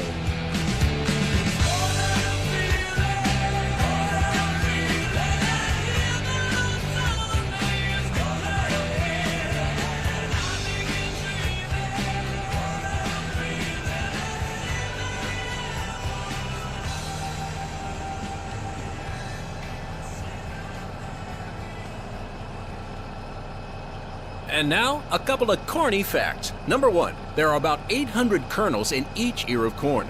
Number 2, an ear of corn always has an even number of rows. And number 3, Florida sweet corn season ends in June. June? What? Why didn't anybody tell me? Oh, well, I guess that's a wrap. It's sweet corn season in Florida. Stop on your way home and get some before it's gone. See more seasonal produce at followfreshfromflorida.com. for a new car, you've got to see Volkswagen's ID4. It's sensible, affordable, in stock, and ready to roll. But that's not all. The 2023 Atlas has also arrived, the ultimate midsize SUV, plus the Taos, named Best City SUV in Parents' 2022 Best Family Cars Guide. Check it out at Volkswagen of North Tampa on the corner of Florida and Fowler. Volkswagen of North Tampa, luxury in your backyard. Ask for Grant Hawking. He'll take great care of you. Someone's gonna get offended. It's just the way the world works. So to hopefully save everyone a little time and or energy, here's this. The opinions that you hear are those of the host and callers, and not those of iHeartMedia, its management, or advertisers. The News Junkie is on. The three best friends you never knew you had, running through the most viral stories of the day. The News Junkie Sean Wasson with Sabrina and Seeley. It is Tuesday, April 18th, 2023. Lots to get to today. From ding-dong shots fired to people are fighting over gas, and McDonald's just changed all of their famous burgers. Plus your calls, dispatches, emails, texts, and more. Hey there, Sabrina. Yo, yo. Hello, Seeley. Not the burgers. And hello to you. You can join us on the show today. All you need to do is go to thenewsjunkie.com, hit record on your first dispatch today. You can also watch the show on YouTube and twitch.tv/thenewsjunkie. Your message is rolling right into the studio in real time. And it is, friends, a Share the Show Tuesday. That's right. That means you share the show. Tell somebody about the News Junkie Radio Show. Send a link to the podcast, the live stream, wherever you want to listen to us or watch the show is fine. Just make sure you hit that like button if you're on YouTube and do something to spread the word about the show today, no matter where you're listening. How's everybody doing on a Tuesday? Decent. Not bad. Yeah, we're making it through. We're making it through. You know, chipping through one day at a time here on the show. And we'll start as we always do. Let's put our ears to the ground, our fingers Almost on the got pulse. yourself an accent there. Hey, chipping through on this show. I'm channeling some, I don't know, Long Island, is it? I don't know. It's just coming out of me today. Let's put our ears to the ground, our fingers on the pulse. Let's see what's happening to this great, big, wide world of ours. And we go to the world of sports, baby. Yeah. Baby. We know it. We do it. We sport it up over We call here. this a sport. It's an Ocho sport. What is snooker? I'm not Oh really my God, familiar. it's not even real pool. It's snooker, or whatever that is. Okay, but snooker's been around for a while. Is long it the enough same to be a thing sport. as a pool table, though? A billiards table? No, it's like I don't know. It's a whole thing. It seems very traditional and boring. The balls are different colors. It's been around for a long time. Yeah, I've heard of it before, for sure. And there's a big, big tournament going on. And in the middle of all of this, there was a protester who decided to storm in and interrupt this snooker battle. And thus, the first time snooker makes made it on the show. internet. Right, yeah. This is what they thought was the worst thing at the time, but probably good for them overall in terms of the attention they're getting. This video has over 1 million views. Here comes the protester. He jumps on the table. Wow. He throws orange powder everywhere. For what? Oh, they yank him. They yank him right off that table pretty quickly. He jumped on the pool table and he threw this like orange powder all over the place. What is he protesting? He's one of these Just Stop Oil people. They moved away from paintings and museums, and now I guess they're interrupting some snooker matches. Yeah, but the fact that Sabrina had to ask that, I didn't know it just from watching it. It's not a very good protest. Well, here's the thing. It said Just Stop Oil on his shirt, but once he started throwing all the orange stuff in the air, you can't see a damn thing, and he was completely invisible on the table. And I love how he messed up the entire game. Though. yeah, they said they had to like refelt the whole table and redo everything because it was such a serious match. The snooker world is shooketh. Yes, they're very upset by this. I wonder if they had to just do the entire game over, or because it was being, I mean, there were cameras in the room, it was being televised or being broadcast somewhere, were they able to recreate where the balls were to continue the match that had started. It does not say that in the article I see from Sky.com about Turn this. It just says that they stopped him. There was a woman who was attempting to do it on the other side, on the other snooker table. They stopped the woman before she was able to get on top of the table, but the man was successful in throwing his orange stuff all over the place, and they interrupted the match there. Let's go into the strange thing that is happening right now. Pretty crazy. A couple of cases. This is not sports related here. Everybody by now has probably seen at least something about this insane story about guy Ralph Dahl, this teenage black man, and he was shot and not killed, right? Stunned. He was shot in the head, right above his eyeball, and then he was shot a second time by this guy in Kansas City, Missouri. Now, insane how all of this started.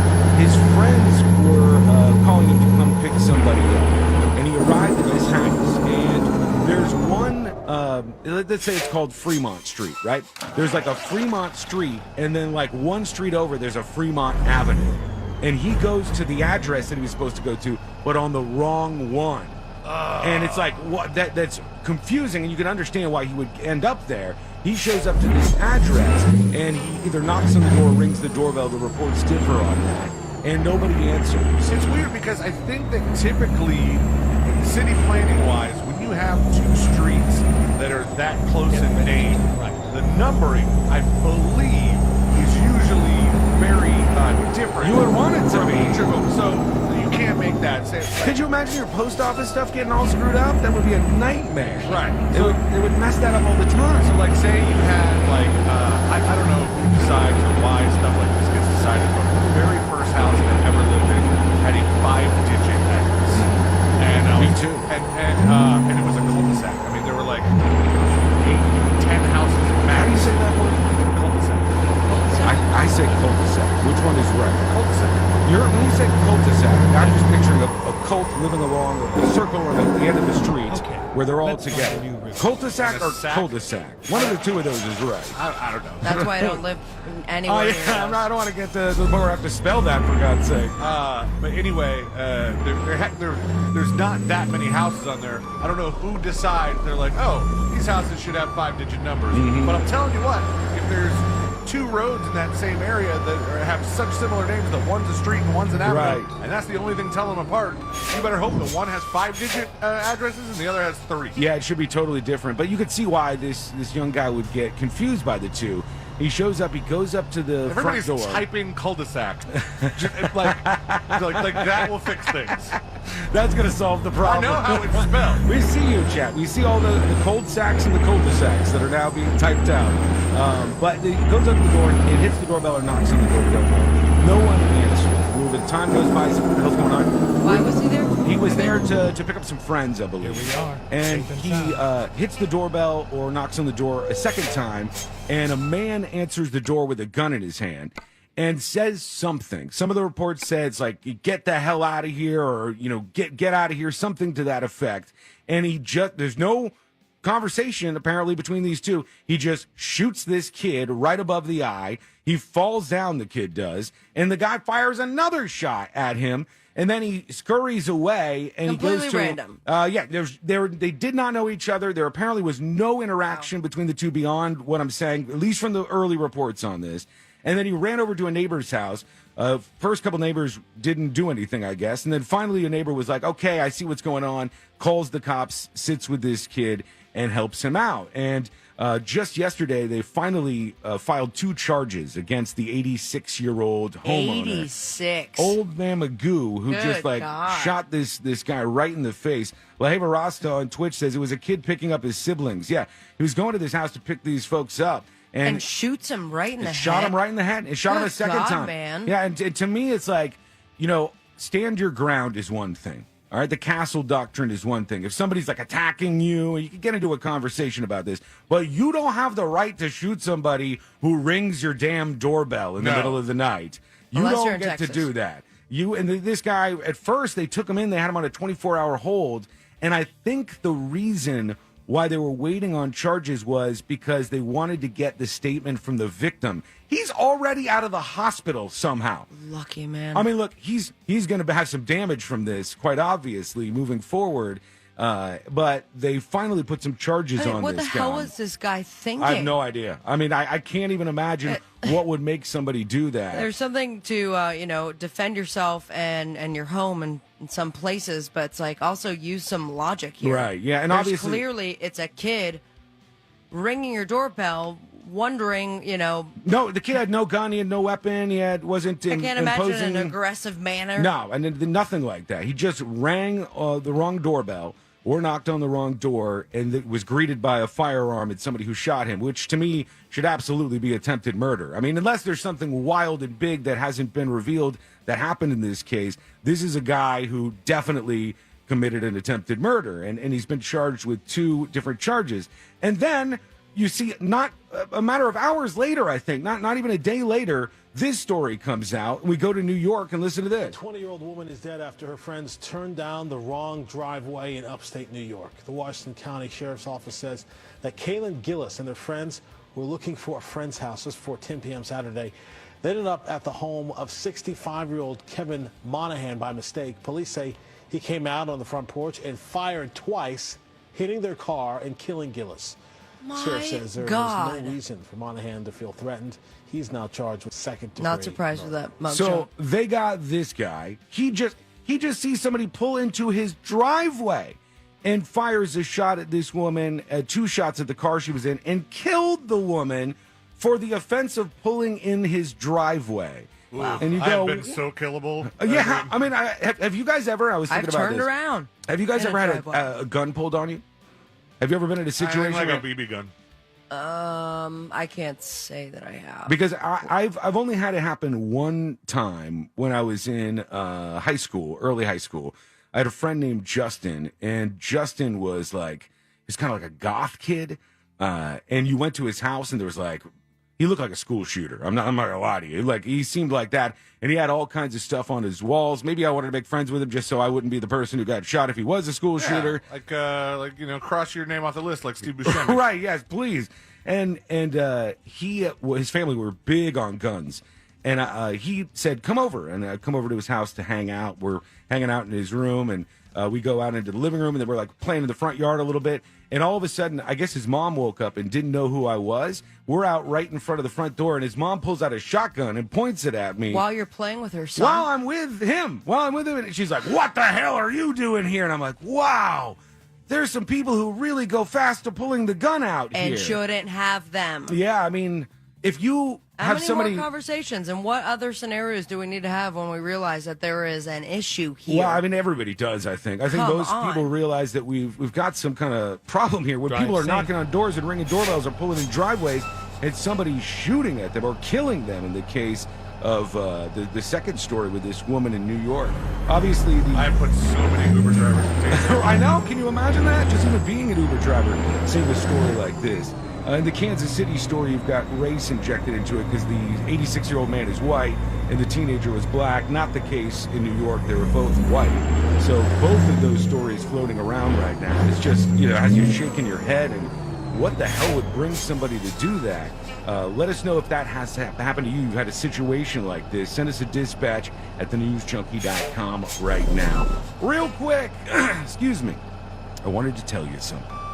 You need to take action now. Go over to our website, getskywall.com. That's our merch website. There is a merch drop right now. The This Week in Florida shirt is there. It comes with a sticker and a magnet, so you can play a game of magnets. Comes in 3 colors, green, blue, and pink. It looks killer. It's an awesome This Week in Florida style design. It's fun. It's funny. You'll love it. Go check it out at the very least at getskywall.com because it's already over 50% sold out. So this is not going to last all that long. You need to make your move now if you want to grab that at getskywall.com. When we return.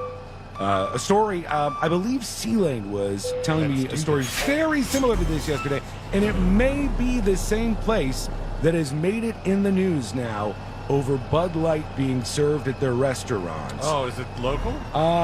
We'll see if it's the same spot because your story ties into this perfectly. We'll get to that. It's coming up next on the News Junkie. Someday Alexa will do everything.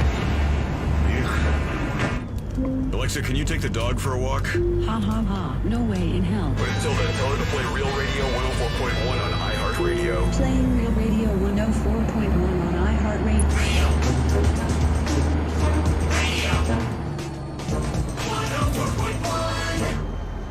3 best friends diving into the deep end of internet culture. This is the News Junkie. No, we're not nameless, we're not faceless, we were born for greatness. We're not nameless, we're not faceless, we were born for greatness. What the hell is happening here? We're not nameless, I gotta tell you, I've been somebody who's been on the internet for a very long time. Generally, I can look at things, whether it's stories, news stories, or like viral videos. I can tell if it's fake or, if something's going on there, if it's some sort of promotion. And when I saw this video this morning, I said, what in the name of God are we witnessing? What are we seeing here? And this is very visual, so I've put it up on the See It Now section of both the app and the website. You can go to thenewsjunkie.com and hit the See It Now section. You'll see what I'm going to play here. I can't play it because the man who filmed it is so amazed at what he's seeing, he just continues to drop the F word the entire time. He's on the phone with his girlfriend. He's like, what the F? And oh, I know. Have you seen this already? Talking about the dog? Yes, what is happening here? What is going on in this video? Here it is. But the girlfriend was not phased. No, she's by like, any means. She's like, yeah, I need something She's fun like, today. just take a picture of it or something. Here's the video, and there is a dog mowing the lawn. The dog is riding the lawnmower. That is a remote control lawnmower. Do you think so? Yes. Okay, I said there has to be something going on here. Aren't moving, but still. The dog is like on the lawnmower. The lawnmower is like moving around and like not running into stuff. It's got to be remote control, it's right? definitely remote control, but still, the dog gets credit for staying still and staring at that man as he filmed. And then the dog like waves his paw at the guy, and this dog is sitting on the seat of a riding lawnmower, just riding it around, looking to be mowing the lawn. Doing a crappy job, by the way. So, I mean, that's not the form. All right, if there's somebody, let's say in the house or something, who's remote controlling this lawnmower, do you think it's like the guy in the car is a setup too, and they just want to make like a viral video? Not based on his reaction. I feel like that he just pulled up on it. He's like, what the F am I seeing right now? I thought it was the guy that was taking the video for a second because the dog was looking directly at the camera. He is. He's staring at the camera. For a bit there. Even as the lawnmower turns around, and it's the most bizarre thing I've ever seen in my life. Now, I love it. The other option, aside from this dog just being a really good boy and sitting on the lawnmower, is that he is terrified of jumping off of this. Isn't it funny? As humans, we want to see it as like, look, he's having a good time. It's like the bear on the bicycle at the circus. He's going to get his ass beat if he gets off that lawnmower. And he's just sitting there mowing the lawn. Go check this out. It's over on thenewsjunkie.com at the See It Now section. Well, also, want to know what's behind that because it's not something you just order on Amazon, a, remote control lawnmower. No, I So haven't. this person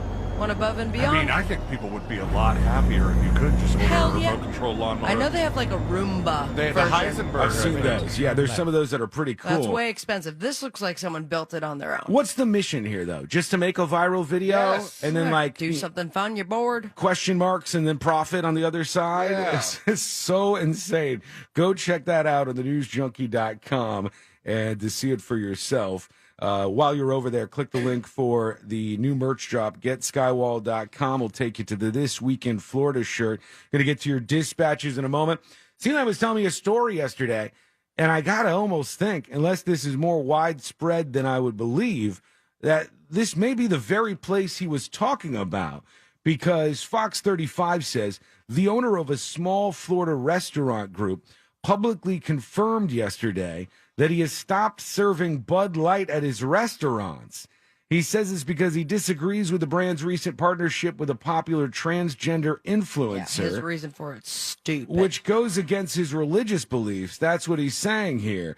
And I wonder if this is the same place, because Celine was telling me, Didn't you say there was somebody who like ordered a Bud Light? Yeah. And So then the place banned it? The initial report that I saw was that they so abruptly stopped their service of Bud Light that somebody was eating there and they ordered their first drink as a Bud Light, and when they asked for a second one, they said, "We don't serve Bud Light anymore." So like it just happened. It's not like everybody got to work before service started for the day, and 30 minutes before opening, they said, "All right, everybody, we're taking all the Bud Light away from the bar." Like, it happened in the middle of service. Yeah. And- You can have one, but that next one, no, too much transgender. You can't be drinking this one in our place. And he wrote this whole big note online. Maybe he's following suit because Ron DeSantis did the same thing in an interview yesterday. He's like, "I'm not drinking Bud Light." And he said, It's so exhausting. He said, "I like Guinness." Ron DeSantis, the governor of Florida, is like, "I'm a Guinness guy." And I thought to myself, There's so much gay Guinness. because I like chaos, I thought to myself, wouldn't it be glorious if Guinness did the same thing right now, and then he's just chasing after the next appropriate beer company that he could associate himself with. And then seeing the recap of this particular story we're talking about right now on the news, and revisiting how this all started. It wasn't even a commercial. It wasn't billboards. It was one video. It was one video in which they sent personalized canes. And I keep hearing different I don't even things. think it was available in stores. I don't even know if it was on TikTok. That was on Instagram. It was on in its Instagram video post, and that was like just featuring like one can of Bud Light with this person's face on it, and that was it. And But that, like this huge story about grills. Grills is the name of the place. That's right. It's in the middle of nowhere, mind you. It says it's in Cape Canaveral. There's also one on like OBT, and so there's a couple of them. Yeah, you go. I think it's like 3 locations, and you're driving in the middle of nowhere, and then all of a sudden you see this gigantic place called Grills with a obnoxious sign, and then the guy is, it's on repeat all morning long of his interview, and he's like, I just can't do it. Can't bring myself to sell it. And just physically, I cannot do it anymore. And if you're gonna back it up with the whole Jesus thing, it's like there's a lot of hate for promoting Jesus. Well, you want to do no hate. He says there is no judgment in our heart. Okay. Concerning those who believe in these rapidly changing social values, but there is a lie being levied that we and other Christians hate Dylan Mulvaney in the gay community. Nothing could be further from the truth in our hearts and minds, he wrote. Our decision was made with many tears for this circumstance. BS. And what we see is corporate greed and a deeper spiritual reality coming upon this world, whatever the hell that Is means. that not corporate greed? What are you doing right now? I always want to test this stuff. I don't care where you fall in the political spectrum, but chaos is fun. I always want to test this by going, "Hey, sir, I heard that you don't have Bud Light anymore." That's unfortunate because I was going to place an order for $50,000 worth of Bud Light from your establishment, and you see how fast somebody will spin on that whole thing. I mean, whoa, Mind you, just Bud Light, and then I think the end of the story was like, they don't know what to do yet with the other Anheuser-Busch products that they have, which is pretty much all of them. And look, I know very little about beer, the world of beer, but I would just imagine that if you had like a beer list and you crossed off all the Anheuser-Busch ones, there'd probably be a big reduction. There's a lot of them. That would be a lot of those beers gone. In fact, when this first started, who was the country guy that said they weren't going to put Bud Light on their rider anymore? Dirk. I don't remember. Something with a B. Dirk Bentley? Was that? I thought it was Travis Tritt? Somebody like that. And some other country ass name. And somebody in the comments was like, well, Anheuser-Busch has a lot of beers. And I think it was Travis Brantley Tritt. Gilbert? That wasn't who I thought it was. But I think that he person smashed a Bud Light on stage. was the one who, like John Rich. John Rich pulled it from his Nashville box. All these names we just said are just so country. It's like a generator made them up. But he posted the picture that had like basically all the brands in one big picture. That's a lot of beers you're gonna have to pull. All the ones you're supposed to boycott. Travis Tritt was the guy. The guy that owns Grills also was in the news during pandemic time for vaccine-related stuff. Yeah. He said that God told him not to get the vaccine. What a surprise! What is this? Shots fired here from I'm the PC on Discord. It says, Christian Methodists and Baptists and Catholics are some of the most judgmental. LOL. Methodists, how dare you, sir? All the other very strict religions and branches of Christianity hate the Methodists. You know what they call them? They call them crystal Methodists because they take in the drug doers and the gay community. They take in. They're open to all of this stuff over at the Methodist side of things. That's my experience with it. They are sort of more progressive church in the Christian sphere. Maybe you disagree, but we'll see. Send us a dispatch. Go to thenewsjunkie.com. I just think all this stuff is stupid. I think like boycotts, and by the way, all the progressives who are losing their minds over this, the progressives boycott all kinds of things that they end up disagreeing But it with goes too. nowhere, ever. It's just a headline about boycotting until the next boycott the following week. They do this all the time on both sides. People are so stupid now that this is like life. It's like, what's the next thing I can get upset about over the dumbest reason? Oh my God, it's one of those things where you go, there's got to be better things to spend your time on. Like, I feel like people don't realize our time is limited. We only have so much of it. Do you want to, on your deathbed, be like, the time I spent boycotting Bud Light was totally worth it? I don't think you're going to think that. Some people might think that. Remember the COVID guy? He's on his deathbed, and the guy didn't want to get the vaccine. He's like, I still wouldn't do it if I had the chance to do it again. It's like, oh man, you are really sticking to this whole thing. Kupo J on Twitch says, that's why I only drink Bush. Wait, I mean Natty Light. Wait, I mean Michelob. You're going to have to keep moving if you want to follow all of your morals. You can separate your morals and your views from the things that you like. It's like the dumbest thing in the world to me. Like, let's say... It's like still being allowed to listen to R. Kelly. Yeah, right. Or this. Like, let's say... Universal Studios came out tomorrow and took like every stance and take that I 100% disagree with, right? Like, this is what we stand for down the line. And I go, I don't agree with any of those things. I would still go to Universal Studios because I have fun there and I enjoy myself. And you already paid for the annual pass, so you might as well. I'm not burning it. I'm not going to make a viral video doing this thing. I get pissed at things, but like, I don't know, that side of the argument is always so stupid to me, no matter who's doing it. All right, let's go over to you. Let's get some dispatches in here. Here is Dustin with a dispatch. It just says local spots. Hey, junkies. As a multiple time a week flyer of grills, you guys are definitely spreading the wrong news. That's definitely a fake story. Sucks that you have such a big network and you really just bashed a great local spot. How dare you! Wiggle, wiggle. What did we say that was incorrect? Nothing is incorrect. The owner of the bar posted it on Facebook and did interviews about it. Well, I'm asking him. He goes to grills, but he doesn't, follow him on Facebook. Dustin, follow up. Second dispatch. Tell us what we got wrong. All right. If I got anything wrong, I'll correct it, but I didn't. So I just want to make you look stupid. All right. Send me that dispatch. Here is Sith Lord Seth. This is identical street names. Good afternoon, morning news junkies. Hey. I don't know if you guys have ever been to downtown Atlanta, but damn, the first couple times I went, it took me so long to figure out. It's like Peachtree Ave, Peachtree Boulevard, Peachtree Street, Peachtree North, Peachtree West, Peachtree East. It's like everything is Peachtree down there. It's so freaking confusing. You know what? That's the end, whatever. This is probably just you and me, Sith Lord Seth, but I get so annoyed about like civil engineering and the layout of cities and stuff like that. Have you ever been to a city, like there's cities that are brilliantly done, perfect grids. The grid system, it just works, everybody. It's so much better. And then you go to cities, chaos.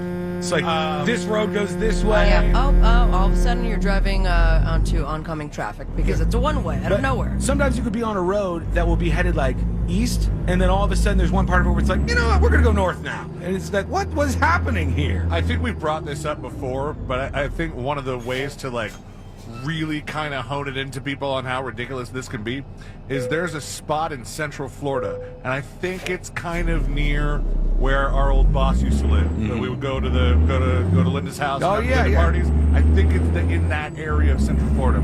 There's a spot where two houses share a fence. The backyards touch each other and they share a fence, and they can wave to each other over the fence. If you wanted to drive from the one house to the other adjoining fenced house, it would take you like 20 minutes. Yes, I remember like this. the route to get there, because of how the neighborhoods were all planned out and not grid. It's not connected there. And I know some of it's because of the amount of waterways and lakes that we have here, but it still just seems that like maybe there was a place where we could have just dug a little trench to get that water out of there, and maybe had a quick road. Sometimes it's so bad, and then when you're driving around, you go, "Oh, cool! It's only a mile away," as the crow flies or whatever. And then when you go to drive, you're like, "Okay, it takes me 15 minutes to get there," because the idiots who designed this place screwed absolutely everything up.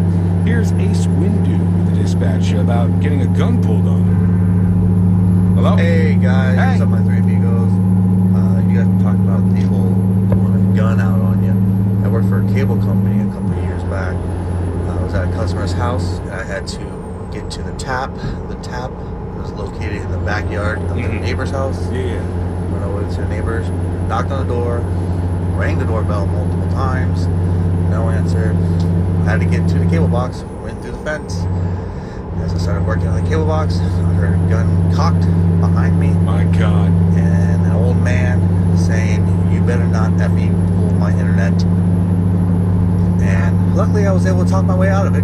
Cops were called, but there are customers, they're crazy out there for their internet. A lot of people don't know this, but some of these folks who you think have just regular old jobs have jobs that are actually more dangerous. The people who have to go check your power meter, the people... The person whose job it is to trespass on somebody's property? Yes. Not very, that doesn't sit well. You got dogs to deal with. You got crazy, irate people like this that will take their gun out and shoot you like we had in these other two stories. It's just, there's a lot of people who are insane. But then you have like that one alarm company that just has no problem 3 days in a row knocking on your door and asking you about your security cameras. I wonder if those people no fear. Those people must get the same heat though, right? Those people are the solar people that will get you sometimes going around your neighborhood. I think they might get a little bit too. We gotta take a quick break here. When we come back, we got more thoughts on all the stuff we've been talking about so far because dispatches are rolling in today. Also want to hear from you. When we return though, I want to talk about this situation with a baseball player that everybody is piling on for something that he posted online. That is coming up next on the News Junkie.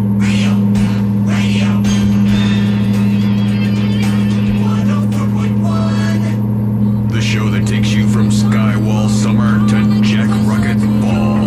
Whatever that means. This is the News Junkie.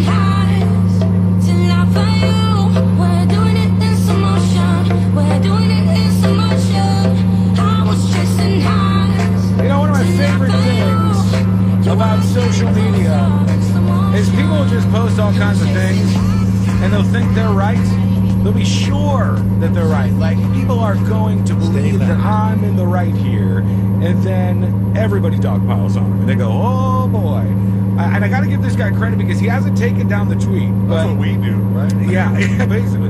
But this guy is Anthony Bass. He's an MLB player. He's a famous baseball player. He's a pitcher for the Blue Jays, and he posted something on Twitter. Again, props to him for keeping it up, even though he's getting roasted for this. And what he said in this tweet was, the flight attendant at United, and he tags United Airlines in this, just made my 22-week pregnant wife, traveling with a 5-year-old and a 2-year-old, get on her hands and knees to pick up the popcorn mess by my youngest daughter. Are you kidding me? And then all sorts of question marks and exclamation points. I've never really, And you it's a big old mess there, you but see the little kid, and there's like, popcorn underneath this kid. This kid's been the sloppy eater here. I love that they took the picture anyways. Right, and the wife takes a picture of the kids who are across the aisle from her, and the popcorn that they were having as a snack is all over the place. And this guy's thought process is that these flight attendants should just be the people to clean up everything. You know, like I put a mess everywhere, and the flight attendants clean that up. That's your job. This is not at the Longhorn Steakhouse or wherever gives you the peanuts and lets you just throw the peanuts everywhere. Just throw them Roadhouse, down. whatever. Put them on the floor. It's fine. Hey, a 5-year-old, you know what you do with a 5-year-old when there's popcorn on the ground? Hey, get down there and clean up the mess. The 5-year-old gets down and cleans up the mess. Even if the 2-year-old can't do it, which I think a 2-year-old could probably clean up some of their mess.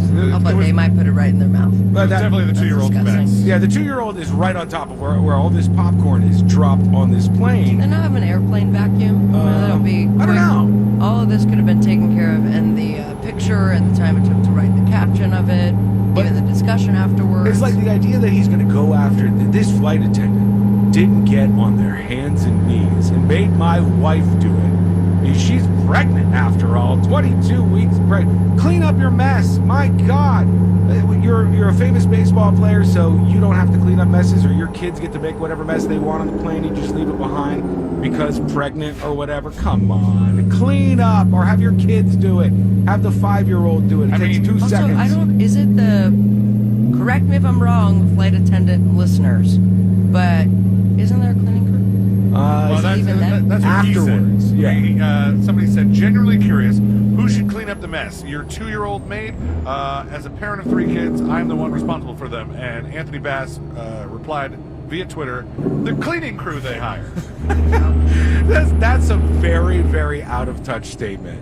And one of the other things is he's really leaning on the fact that his wife is 22 weeks pregnant. When you're 22 weeks pregnant, you're not an invalid. You're not unable to do these things. You're able to fly on an airplane, for God's sake. I just saw a woman who was 9 months pregnant and finished a marathon that she ran in this condition. You're not unable to get down for a second and pick up the mess that you're Surprised she didn't finish at 8 pounds lighter. Well, it was very close. She was like noticeably, visibly pregnant running this thing. And now one of the responses from, I'm assuming, a flight attendant, because the way they said this, and this is going to differ with each airline, because I know that there's been a lot of push for airlines to change this. But this says there is no cleaning crew. It's the flight attendants who actually don't get paid for that time, interestingly enough. Pick up after your own children. Yep. I know that Delta has phased this out, and other airlines are. What is it? They don't actually get paid until the flight starts or something? Until the door closes. Until the door of the plane closes. Which is screwed up because they're working. Yes. So it was like the door closes and you're pushing off from, you're onto the taxiway and you're taking off. And then when you get back and the door opens again, no more pay. That makes no sense that they I don't know how it was allowed to go on for that long. Yeah, I think that when you look at this stuff, you have to realize who is responsible. If there's a situation where your kids are involved in something, guess who's responsible, dummy? You're responsible for your kids. You're the one. This is sort of that overall problem that we have where parents are like, yeah, there's a mess there, but I ain't cleaning it up. There's somebody they hire for that. It's good God. Randall says they vacuum with wireless vacs as soon as the plane is empty. I don't care if they do or if they don't. You should still clean up after yourself and teach your kids to do the same. You should be at least aware enough as a parent to go, I need to teach a lesson here. Not teach a lesson to my kids that, you make a mess, and then we yell at somebody else. We yell at, this company, United Airlines, or whatever. In your circumstance, it may be different. But he got lit up on social media, and I guess there were some people who were supporting Some people were agreeing with him. They're like, oh, yeah, no, they have cleaning crews. That's the same. How many crumbs is too much crumbs? Isn't that the same exact mindset that I talk about sometimes when I lived at the high-rise downtown? I used to tell these stories how people would just throw candy wrappers and leave empty beers and put them in the elevator and leave them around the place. And the idea there is they go, there's a cleaning crew for this. And you know what? In another way, I'm doing a great thing because I'm keeping the cleaning crew employed by giving them something to do. It's such dumb thought process that you shouldn't even consider it for a moment. Whoever this guy, he's got a check, but I think you can just pay for those now. Steve on Speed says, won't lie, the fact that the flight attendant had the guts to make the passenger clean up their own mess kind of makes me want to fly United more. That is brutal. Nope. Get your pregnant ass on your hands and knees. Get the popcorn. And I love the taking of the photo too, because that encapsulates so much about what's happening in our society right now. You go, I have been wronged. Let me pull out my phone and I'm going to document this circumstance and post this online for all my followers to see. Don't forget, they are going fast, and I know the idea generally is that we try to keep the merch going until Friday and keep the design drop running until somebody might get paid on a Friday. I don't think that is going to happen. I don't think we're going to be able to do that. If you want the This Week in Florida shirt, C-Lane literally just said this. He's like, people get pissed if they don't get the Friday opportunity to get it. I don't know if that's So happening. yeah, apply for a credit card right now. You can even do the pay later thing. Oh, we have a firm now? We got it on there. Sweet. I wouldn't suggest it as a financial move, but hey, you do you. Go to getskywall.com. Real quick, I saw this story today from Insider, and they had a reporter that they sent out to Coachella. And Coachella is the big music festival in California. They did So the good, first weekend yeah. this past weekend. About to say another weekend this week. Is it all the same, or is it different? I think they do have some similar headliners. I just don't know if it's the same sets. Like some of it changes up in case you go to both of the weekends of this. She says, the last time I went to Coachella, I was 21. I spent 3 days sleeping in the desert with the trunk of my Jeep left open and the seats pushed down to make a bed. I drank warm beer and listened to the music in ear-splitting volumes. I didn't wear sunscreen or use earplugs. I met strangers and listened to their life stories, exchanging mine for a crudely mixed drink. I ate one meal a day to save money, filling the gaps with rush snacks.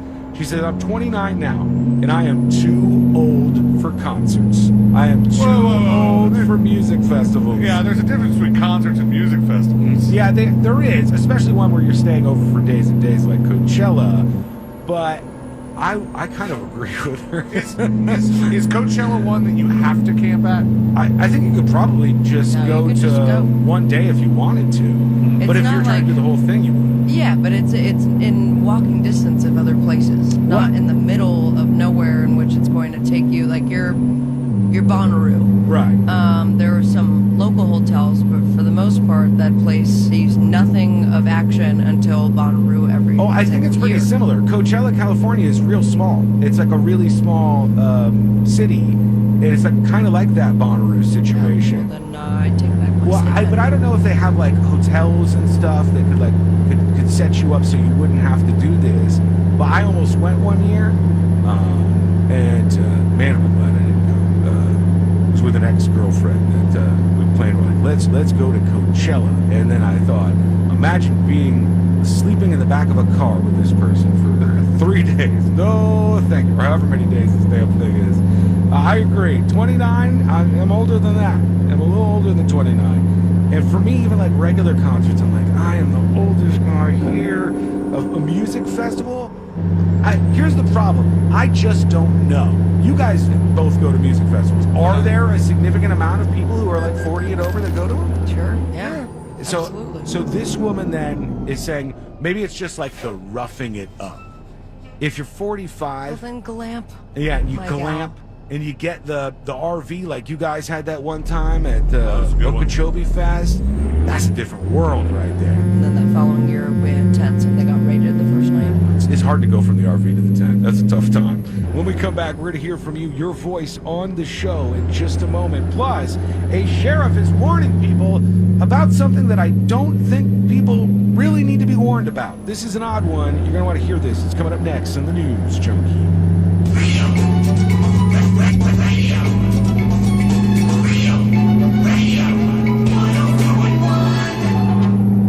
Riding the daily roller coaster of viral news from the front row.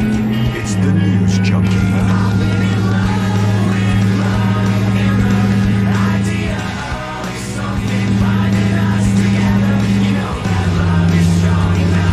I gotta tell you, this is a ballsy move. I'm kind of surprised they did this. But McDonald's is changing it up. They're changing like all of their famous burgers. Like all of the main famous burgers that they have at McDonald's, they're changing like right now. They're bringing back the Arch Deluxe? They're not bringing that back. Sorry, bud. What was that? Sorry about your luck. That was one they had for a little while that was like the adult burger at McDonald's. And if you were like a fancy, composed individual, you might order the Arch Deluxe. I liked it. But it did not work out very well for them, I don't think. They're changing all of it. All of this stuff that they have that you've had over the years, billions and billions served. There's no doubt, with the exception of maybe like a handful of you, almost everybody listening to my voice right now, including you, has had McDonald's at some point in your life. And they're saying they're improving them, but I say it's a roll of the dice, man. This could go wrong. This could be new Coke all over again. That was a huge flop. And I think one time Burger King changed their fries and people were like, whoa, whoa, whoa, whoa. Oh, I loved their new fries. They had really good ones for a while. The Mr. Potato Head fries that they had at Burger King were magnifique. That was the brand. They murdered Mr. Potato Fries. That was the brand of the potatoes. That they called them Mr. Potato Head fries, and they were crispy and great. And then they changed them, and people got pissed. And McDonald's, they say they're improving their hamburger, their cheeseburger, their double cheeseburger, their McDouble, and the Big Mac. Even the Big Mac, you know, the revered Big Mac, even that is going to be changed. And they're changing like the buns, softer sandwich buns. Hopefully they're better. Perfectly melted cheese. It was already perfectly melted. Juicier caramelized flavor from adding white onions to the patties while they're still on the grill. That's a smash burger move. And yeah, you think they're heading in that direction because that's taken off so much? I don't know why they. I mean, is it? Why they would need Does to? it bring Yeah, out they the don't. flavor They're more? like, they're not hurting for business over at McDonald's. I don't think. No, but maybe you just need like a viral campaign. They're just switching it up. They say they're improving this stuff after all these years. For the record, this is mesmerizing to me. I could watch this kind of footage all day long. The people who work at McDonald's and Have you ever videotape themselves. played this video game? This is a video game? There's a couple different versions of Like this. point of view? No, it's not point of view like this, but there's a couple different versions of a video game where basically you're running a restaurant. Courtney plays all of them. And there's multiplayer ones too, so like you and your friends are running a restaurant, and like the more people you have, like you have one person on the soup station, and one person that's getting all the meat grilled, and it's like orders are coming in and you have to fill them up. Yeah, and it's backing up and stuff. And if you take too long, well, the order goes away and the customer's pissed, and like it really gives you that in the weeds feeling. That is the strangest phenomenon that we have going right now, where people want to play games that are like work, like pressure washer games and stuff, but then they don't want to actually do those things in real life. They just want to play them on a video game. Well, yeah. But there's something to it, like with the psyche, because pressure washing, really left, fun if someone else then is doing turn it, left. and then you're watching it, Yes. or like they allow you to do it for a little bit. But when you have to do it on your own home, it becomes very taxing very quickly. You don't want to do it. It's not No. fun. There was Lawnmower Simulator too, and I bet all those people, if you say, "Why don't you just go outside and mow the lawn?" They're like, "Ugh, I don't want to do that." They're changing it up, man. I think this is a big risk on their part. But they said West Coast cities are going to be getting the new burgers this week, and it's going to roll out across the country. On the East Coast, you'll be seeing it before too long. I'm sure that they were smart enough to test and test and test and test this. They said the change was first introduced in international markets, including Australia, Canada, and Belgium, where McDonald's said the new recipe received rave reviews. People like it, I guess, but man, there could be that one particular dude. You know who's going to notice this? Without a doubt. That dude that's only eaten Big Macs for like years and years now. He's eaten like thousands of them, and that's his whole thing. Remember, didn't he have like, he had either had his birthday in a McDonald's or he had a sign that said how many Big Macs he had eaten, and it was the most pathetic, sad-looking sign they had next to him. That guy's gonna bite into this Big Mac and go, "What the hell? What am I eating here? You've changed everything." So a risk for McDonald's and the classics over there are being changed up. I don't hate the idea of more Big Mac sauce on the Big Mac. That's some good Do they sauce. skimp previously? I think it depends. It's all pretty standard. I think Is that fancy you sauce? hold the sauce over the bun or You over hit the the thing. You just squeeze it once, and that's like the McDonald's prescribed amount of sauce. Courtney was watching a video of this on Instagram yesterday, which is what brought it to my attention. And she goes, "Oh, I didn't know they had all these contraptions when they were making the burgers." And I said, "This is why, if you go to a McDonald's in Miami or Dallas or anywhere else, they taste the same." Right, exactly. Because they use these things. And for the most part, it's exactly the amount that is prescribed by corporate in the SOP manual and all that stuff. You're getting the exact same amount. Now, one hack that I used to take advantage of a lot as a child was that you can ask for a side of that Big Mac sauce. Oh, can you? And they'll just put it in a big old ice cream lid for you. And you can dip your fries in it, and it's fantastic. That is something that I've heard other people doing. I've never tried myself.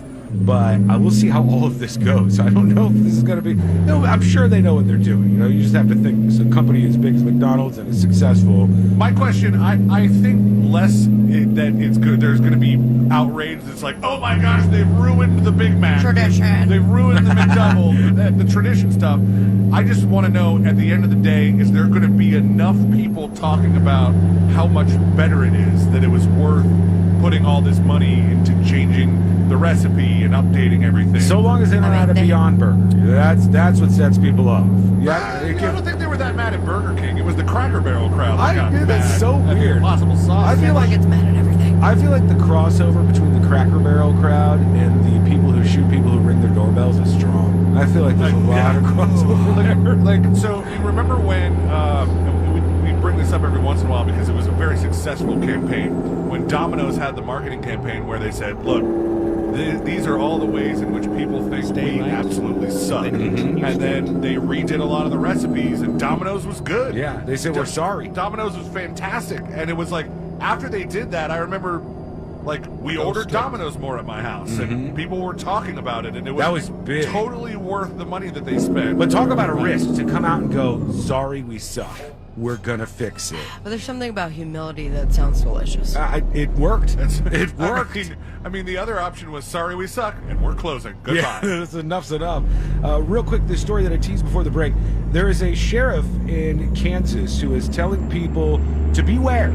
You got to beware of folded dollar bills that you might find in your front yard. And this sheriff says, whoa, stay back, stay away. If you find a folded dollar bill in your front yard or other denominations of money in your front yard, don't touch it, stay away from it. And the idea is that there was like some drugs that they found in one that was found on somebody's front lawn, and now they're for what purpose? The person just found it out there. Hold on, let's get this. Here's KSN. They have the story here. Let me see. Hang on. Pick up dollar bills on the ground. A sheriff in western Kansas warning people do not pick up dollar bills on the ground. The Lane County Sheriff's Office says someone found this folded $1 bill in their yard. When they unfolded it, a white substance later identified as meth spilled out. The sheriff's office says drug users and dealers someone dropped their carry meth drugs in folded money or paper, and they say fentanyl. I love that they bring this up. They go, one person found one folded dollar with a little bit of meth in it. Everybody be on the lookout. And the meth head is watching the news and like, damn it, that's where I left the meth. I mean, of course, people use dollar bills and $100 bills or whatever to snort drugs. But the idea that you need to tell everybody, beware. There's a warning about finding folded money. Guess what? Fentanyl or not, I'm picking up the money if I find it on the ground. They're like, yeah, you know, it might have meth. And where there's meth, there's fentanyl. That's what they were going with. They thought that, you got to be so scared of this stuff. I hate to break it to you, but a lot of the dollar bills in circulation have had some drugs on it. That's true. Even if you're getting it from Publix so or something. Grocery store. You can make this decision. You can never pick up money that you find on the ground, or you could say, I'm going to risk it and try to see if I could just get some clean-ass money. Dust it off. Or, yeah, just shake it off. Shake it off and you're going to be fine. But they're like, get the whole neighborhood on edge. Watch out for those folded dollars. They're very scary, Goth says, over on YouTube. Not a major problem, but they sure wanted to pretend it was one. Let's work in a couple of dispatches real quick and see what you got going on. Lots of you chiming in today. Somebody says, no, the flight crew should clean up the mess on this plane. He's talking about where the baseball player we talked about is a pitcher for Toronto Blue Jays. The Toronto Blue Jays. Used to be my favorite team. He said, at United on Twitter, basically a how dare you. You made my pregnant wife clean up the popcorn mess that my kids made, and you should be doing this. Unbelievable. And this guy says, no, the flight crew should have cleaned it up. It wasn't her responsibility. Hey, guys. Happy Tuesday through the rest of the week. Hey, I am 100% on the parents' side on this. They shouldn't have to clean up one thing on that plane that the kids put on the floor. I mean, think of it like this. When you go to a movie theater, are you, after the movie, getting on your hands and knees and picking up all the popcorn and whatever else that maybe you spilled onto the floor? It's not a movie theater. You pay all this money to fly. They can clean it up. Okay. Wiggle, wiggle. Well, first of all, we have to dispel something. You pay all this money to fly, you're getting in an object and flying through the sky to another location in record time. It's cheap, whatever they're charging us. It's amazing that we can do it. And also, who are these people that are just monsters at the movie theater? I'm not talking about kids. But you were Sean like, Watson. No, I did it once. Sean Watson threw an entire bucket of popcorn. I did it once. And smoked a cigarette. We were being bad in that theater. We were the only ones. Okay, but that was only one time. It was isolated. I wouldn't. I have to do that. retract my question. No, I wouldn't. You're right. You're right, and I was wrong in that scenario. But it's like, I mean, Remember, I left my keys too. Oh yeah, we have to go back. I get people with kids, and you know the kids are making messes because they're kids. But like, are grown adults just treating the movie theater like, Yes. Somebody's cleaning up after me? People are monsters. This goes back to what I was saying the other day, where people just throw trash out of their window while they're driving on the road. Is it because the lights off and they can't see your face? That's And one like, thing. It's like commenting on anonymous on some story. It really, truly is. I think people just go, "There's somebody who has a job and they do this," and they I'm equate keeping it. them employed. Yeah, they equate it to like, well, if I was at a restaurant and I sat down and ordered a meal, I don't have to clean up the table afterwards. Somebody does that for me. And you're like, yes, and you tip that person, or at least you're supposed to. That's like, was it you that brought up this totally mundane yet completely divisive Twitter argument that was regarding whether or not you leave your grocery cart in the parking lot? Right. Yeah, the people who don't return it to the corral. It's like One of my favorite follows is Cartnark. That is a good account. Oh, Yeah. I've never even heard of Cartnark. Oh, he's great. Yeah, like, He has a point of view as well, just like the McDonald's thing, and he throws magnets he tosses magnets at the people. onto people's cars, and they're like, "Don't touch my property." It's like, can you just put your cart back? And I'm just not trying to get into any situation here. People get so mad, though. And he has magnets for days. They get so mad about that kind What were you saying, It's just the way that divides people, where one side is like, no, I always do it because that's the right thing to do, and the other side's like, well, there's people that are paid to do it, and then there's a sect of that side that goes, well, you know, the back boys, going out there and picking up the carts is like a break for them. So Yeah, you're we're not being giving nice. them their break. It's like there's so many ways that people try to like validate their decision not to bring the cart up, and that's why it's one of the most mundane yet most divisive Twitter arguments there is. Yeah, there's a lot of things that people try to do that is bad behavior that is excused by saying, well, this is somebody else's job, or like, I'm truly doing a good thing here because this keeps people employed. They have to come around and pick up the popcorn. On the airplane, no, this is not the case. These people are flight attendants. They're there to do certain things, but not just clean up after your big-ass mess. Now, where I do differ on an argument similar to this one is when we talk about these vacation rentals, like a Vrbo or an Airbnb. If there is a $75 cleaning fee, we will pretty much mostly clean the place. Yeah. Take out the trash, do whatever needs to be done. If there's a $350 cleaning fee, Yeah, kiss my ass. I am paying for that to be Right, yeah, I agree with you. directly. And if anybody had any resistance to that, then you would go, this is ridiculous. There's a cleaning fee for this purpose. But if the airline had some sort of like, well, in first class, don't worry, we clean up all the messes that you have. Okay, fine. Then this is something that's a promised bonus, and you're to expect that on your flight. Just clean up your mess. I don't know why this is so hard for people to realize. It seems very easy to me. Here's Naj Luap with a dispatch. It says McDonald's insurance. Okay. Hello? What's up, News Junkie? Naj Luap here. Hey. In the bathroom? My thing with the McDonald's burger that I want to change is the size of the beef patties, not the condiments and the buns and stuff. Those I'll are take just fine to me. Also, are you guys out of everything but the small shirts on the shirt? I tried to order it. Can't get any other size coming. All right. Wiggle, pop, pop. Let me show you. All right. And I'll tell you, just in case you're only listening, I'm at getskywall.com. Which color shirt should I go with? Green, blue? Okay, blue. I'll go with blue. I was going to go with the pink one. And it says small, but there's a little arrow next to that. And if you hit, oh my goodness! Same on the mobile phone. Large, XL. Check that. Yeah, yes, it works on both, and you just gotta hit the drop down next to the size, and then you'll see your size. So thank you, appreciate you. Betty still ordered the small and gonna email C-Line. Oh, it happens a lot. It happens every single time we do one of these. I do want to say, and I said this last night, I don't agree with you, Nuage, about they need to increase the burger size. I think it's perfect the way it is. I think they know what they're doing. I think it's perfect the way it is. I think we expect too much. If you eat it and it's not filling, then get another one. Yeah, get another one. Get another one. Get a larger one. Oh, you guys have the answers to everything, don't you? What I don't want is this, and I am tired of this, and it makes me rage inside the core of my being. I keep seeing all these places, tweeted about this last night just because it's a pet peeve, and they keep going higher and higher with their burgers. They keep putting like more ridiculous things on top of them. You can't put your mouth around Yes, the you whole thing. can't physically engage with the burger itself, and there's nothing that makes it better because it's larger like that. You just want the best burger. It doesn't need to, you know what one of the best burgers is? And I'll die on this hill. A quarter pounder from McDonald's. McDonald's not a sponsor. They're not sponsoring this segment. Not yet. Perfect in every way. It's so glorious. It doesn't need to be even an ounce bigger or a fraction of an ounce bigger. It's excellent. But thank you, and please buy a shirt, even though I made fun of it. Your specific tweet was, if your burger has more than 2 patties, you're an asshole. I agree.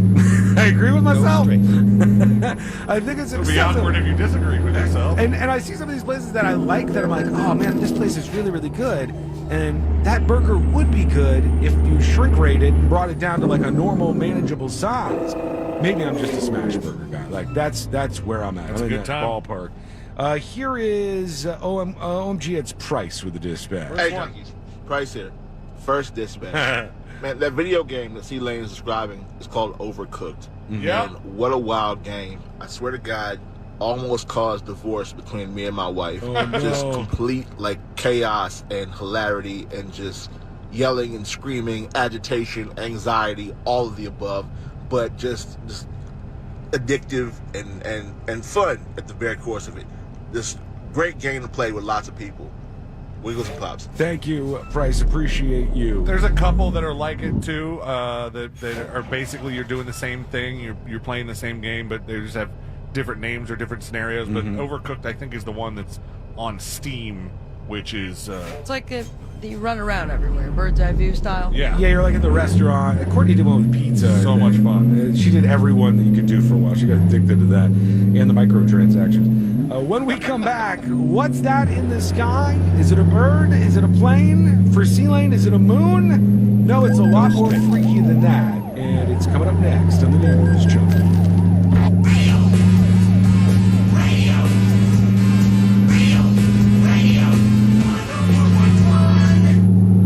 Now back to the most viral newsroom on planet Earth. This is the News Junkie.